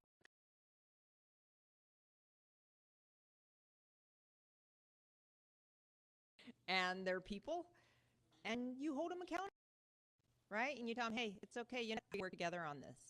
See, you're not going to get to kick my kid out of the school. You're not going to get to do these other things. I'm going to work with you, but we're going to make it happen together. But it will happen. I'm not going to excuse you from it. So all that to tell you that we had 2 IEP meetings for that young man every year.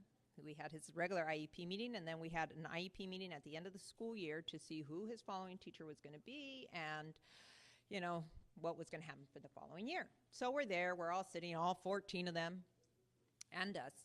And we're sitting there, and everybody talks about, oh, well, next year, this is what we think, this is what we think.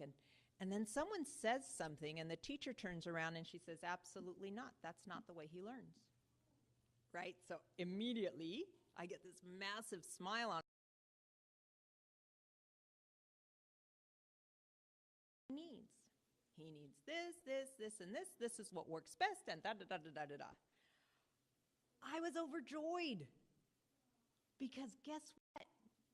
She knew exactly what he needed, and that tells me she started to work with him.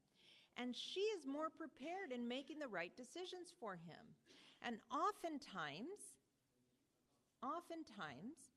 if someone else takes the job, you're not going to do it. That's just human nature. You know what? I didn't make her cry. I just asked her, right?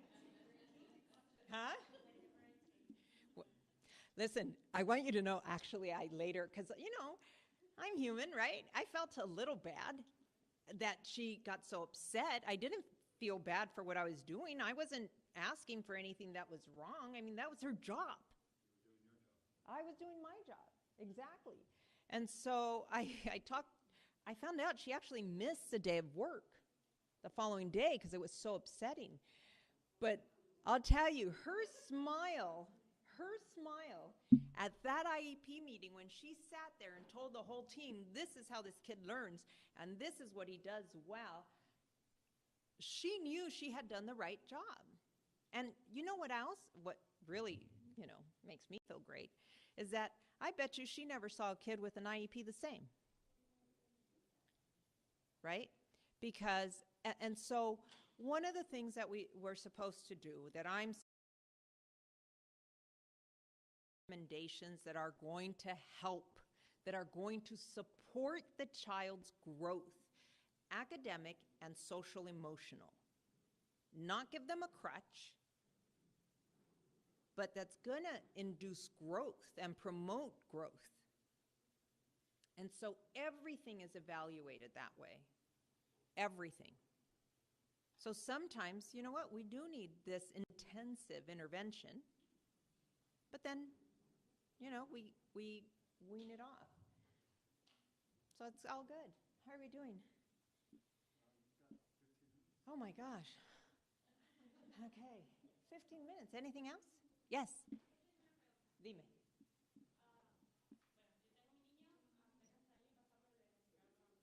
¿Cuántos años tiene? Wow.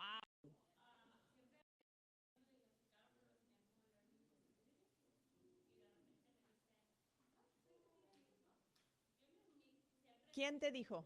¿La escuela?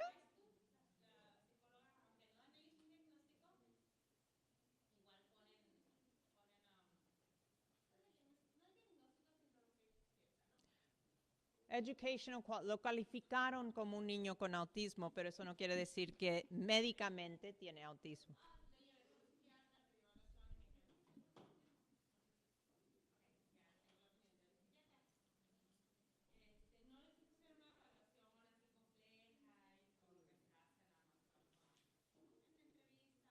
¿Quién? ¿El psiquiatra? ¿Nomás hizo una entrevista?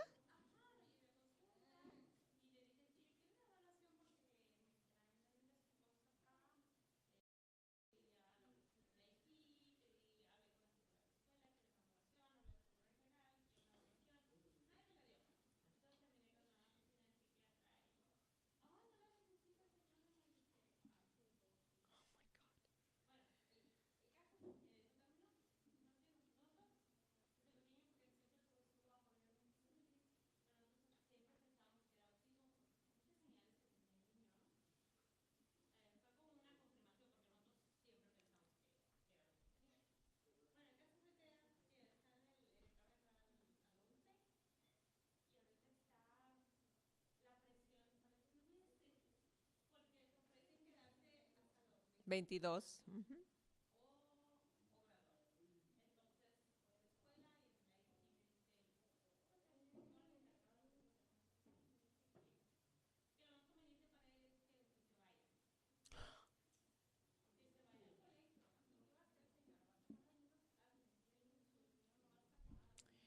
So te voy a dar un número cuando terminemos. Yeah. Okay, so tu hijo estaba diagnosticado. ¿Desde cuándo le dieron el IEP con Learning Disability? ¿Y qué era el Learning Disability? ¿Cuál era el Learning Disability? Okay, so speech. Developmental delay. Motriz, okay. OT. Language, speech and language, okay. ¿Y cómo le va ahorita académicamente?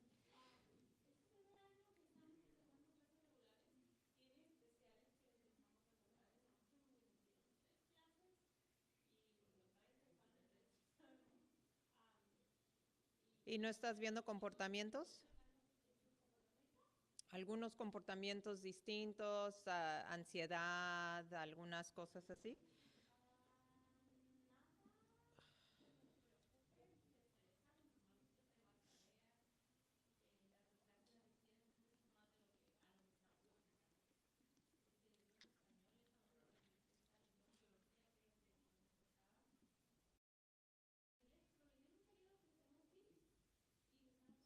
¿Se llama cómo? Tips.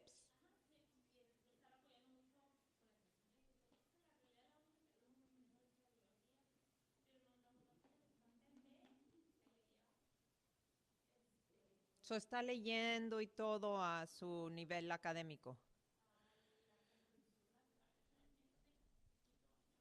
So, ¿cómo puede estar haciendo biología de 11º grado si su lectura está a menos de 5º?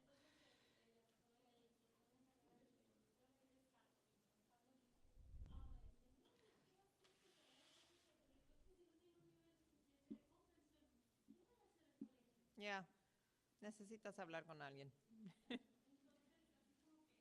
Co-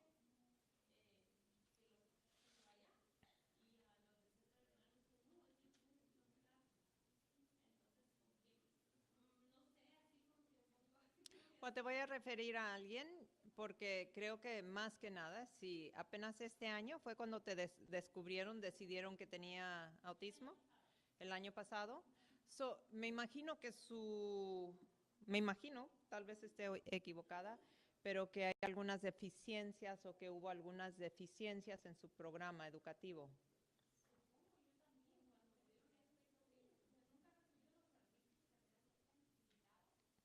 Bueno, puede ser que sí, puede ser que no, porque los servicios algunas veces pueden ser igual, aunque sean diferentes discapacidades.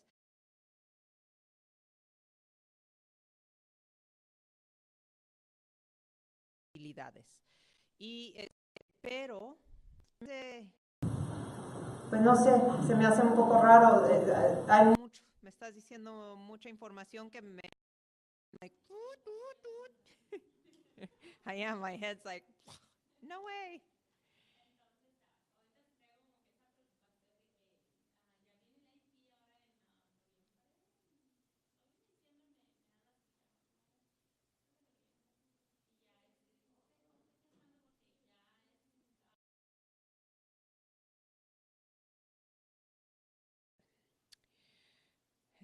no firmes nada. Pues estoy segura que sí. Oh, y déjame decirte que si él no lo traía en su cabeza, se lo están metiendo en la cabeza. Y le están dice y dice y dice y dice.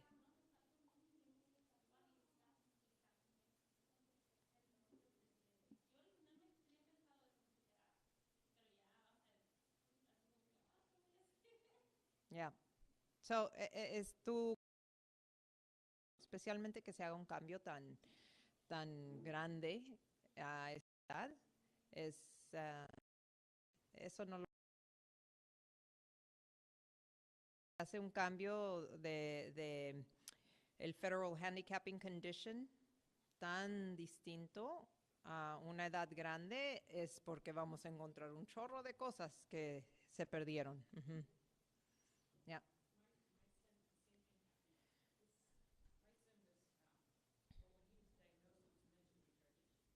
Right, right. That's what intellectual disability. Bye. Right, legally, it got changed. The name got changed legally.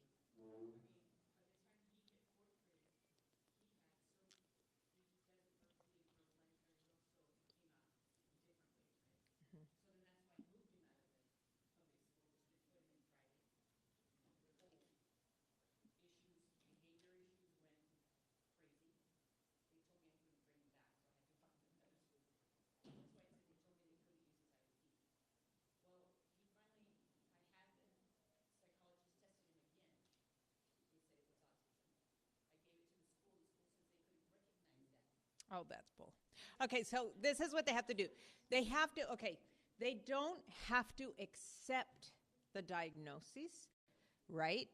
But they have to consider what you give them. Now, considering, can they just go through the pages? And they say, yeah, we saw it. Yeah, we don't agree. But then what you do is you ask the school to do their own evaluation to determine whether or not he qualifies under autism. Good.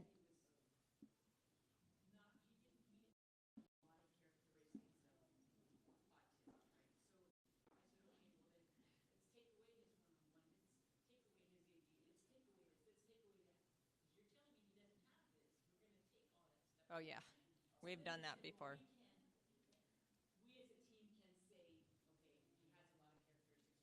Absolutely. Remember what I told you? That I had a kid that didn't have the diagnosis and we had given it to him? Right. Right. So what you really need to focus, though, on is not on the diagnoses, right? What you need to focus on is, what does this child need? And how are they going to progress? That's where your focus needs to be. Okay? I totally forgot to talk to you guys, and I am like done talking. But did you guys get the handout? And I don't want you to forget this. Did you guys get the handout for the behavior? I stepped out. I'm awake. Did you guys, communication one, right? Okay, so. All right, yeah, that's okay. Did you turn me off already? No, you're still on. Oh, I wanted to sit down.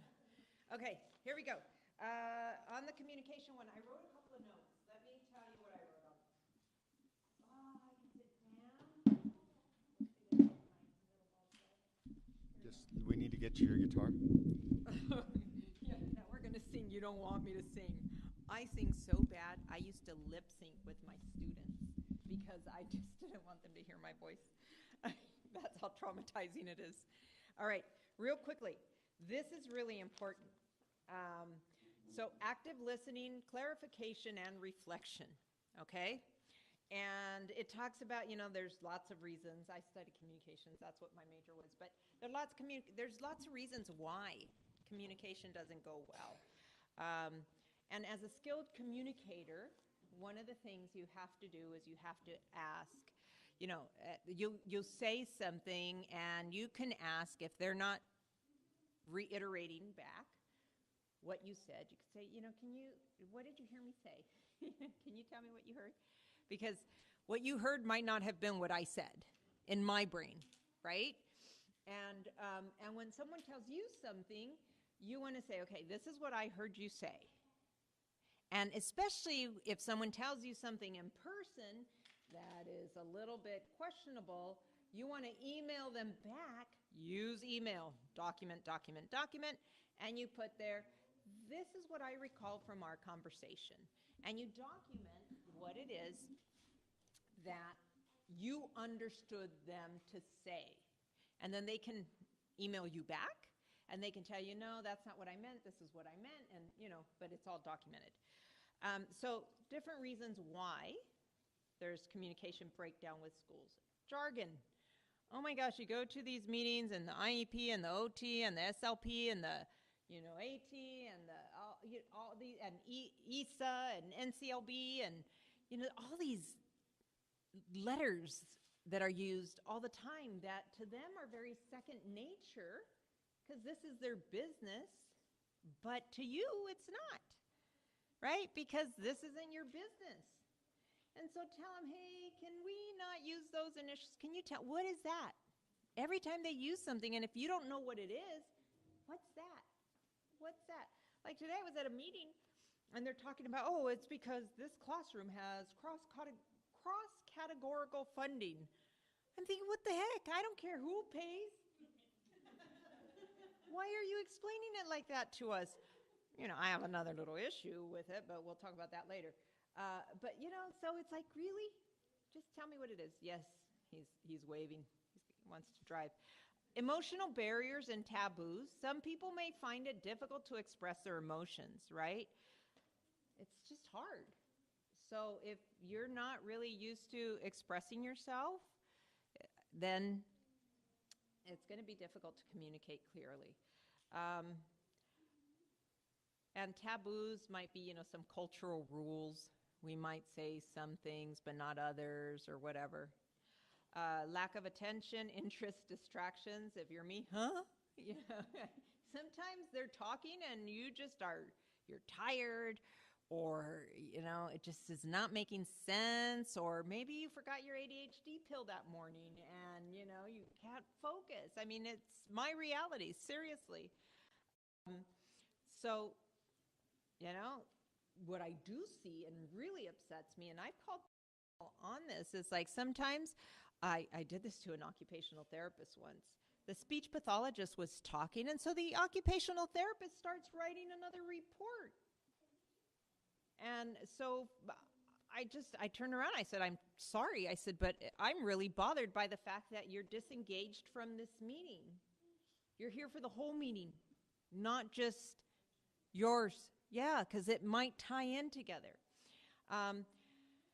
Differences in perception and viewpoint, physical disabilities, maybe you have a hearing problem or speech disabilities. I went to a meeting which was really interesting. There was a special education provider that had like a significant impediment. And I kind of felt a little bad because I thought, I can't understand you. We're at this meeting, but she has a disability and she has a right to do her job, and she was very good at her job, but she had this significant impairment. Physical barriers to nonverbal communication, and maybe you can't see them, or when you see them and they're rolling their eyes. Have you ever seen that happen in an IEP meeting? I literally will call them, excuse me, I just saw you roll your eyes. What upset you? Because I want to know. If you're going to be rolling your eyes at my meeting, let me tell you something, I want to know why. Language differences, sometimes, we use different words. Expectations, prejudices. So you guys can read that, right? The cultural differences, we know about that. And sometimes we even see those cultural differences when we're talking, like my husband is Mexican from Mexico, I'm a Mexican from East LA, right? There's a difference. I was telling his cousin once, oh my goodness, I can't believe it. He gets upset about lemons. Doesn't he know a lemon is yellow? And she's like, Mexican lemons are green. And I thought, oh my gosh, no way. And I think we had been married 22 years. And I thought, oh, I was ready to I'm done. He doesn't know what a lemon is, So cultural differences, they can make a huge issue. Okay, so look at the bottom one. Language barriers, language and linguistic ability. I was reading this and I thought, what the heck? I should have made it more, more friendly to communicate. But some people speak with lots of big words. If it's too big, ask them to simplify it. That's it, And oftentimes the other thing I do at a meeting is I'll tell them, give me an example. Paint the picture for me, tell me what it would look like in the classroom. So that then I can oh, okay, now I know what you're talking about. Turn the back, psychological barriers, traumas, stages of acceptance of your child's disability. Some of us aren't in a place where we accept it yet. That's going to affect, right, how we're communicating with others. If we have anxiety or if we're angry, I had an attorney friend tell me he towed off the director of the special ed program. He's like, I was there as a parent. He was there as a parent, right? And he's like, I dropped the F-bomb. And I thought, yeah, when you're there as a parent, you're a parent. So, your anger, emotions, all this stuff. Physiological barriers, adult ADHD, I put on mine. Yeah, there's a fly. Yeah, my husband, he'll tell me sometimes, he'll go, squirrel. I'm like, ah. Look at him laughing in the background. He knows it's so true. He's like so focused. He sits down, he gets things done. I'm like, what the heck? This isn't fair, but it's life. Yeah, I put there the physiological barriers. I put lemon limon on my example. Physical barriers, it's good to meet in person, right? I send someone an email. I thought I was being really polite and trying to apologize for some bad choices I had made. They totally got completely offended. I was like, oh my gosh. Yeah, it just wasn't good. I should have done it in person. Systematic barriers, knowing who to include in emails. Okay, you guys, don't become that person that, people see and they want to turn the other way. Know who you send your emails to. Include people that need to be in them. If you're not getting answers, then you include higher and higher. Okay, but really important. And attitudinal barriers. If people feel, attacked, they're going to have an attitude. They're going to have an attitude. They're going to be defensive. You are part of a team. They're going to be educating your kid. Have an attitude of, I might not like you, but I know I need you and you need me, and we're going to do this together. And let me tell you something. It is very hard, but I found a quote that Abraham Lincoln made, and he said, it was, of course now I'm not going to remember, but it was something about, I never met a man I didn't like, or it's something, basically what it says is, I know what it was. I don't like that man. I better get to know him. Right? It's easy to dislike people we don't know. But when we get to know them, it's hard to dislike them. Some people work really good at getting us to dislike them. But if we're going to be truly honest, look for the qualities in people. Look for their qualities. And people turn around. Trust me, I know it's hard. I know it is. I'll be the first one. But it can be done, and it makes it easier for you. So you guys, we're done, and we even went 5 minutes over. You're very welcome.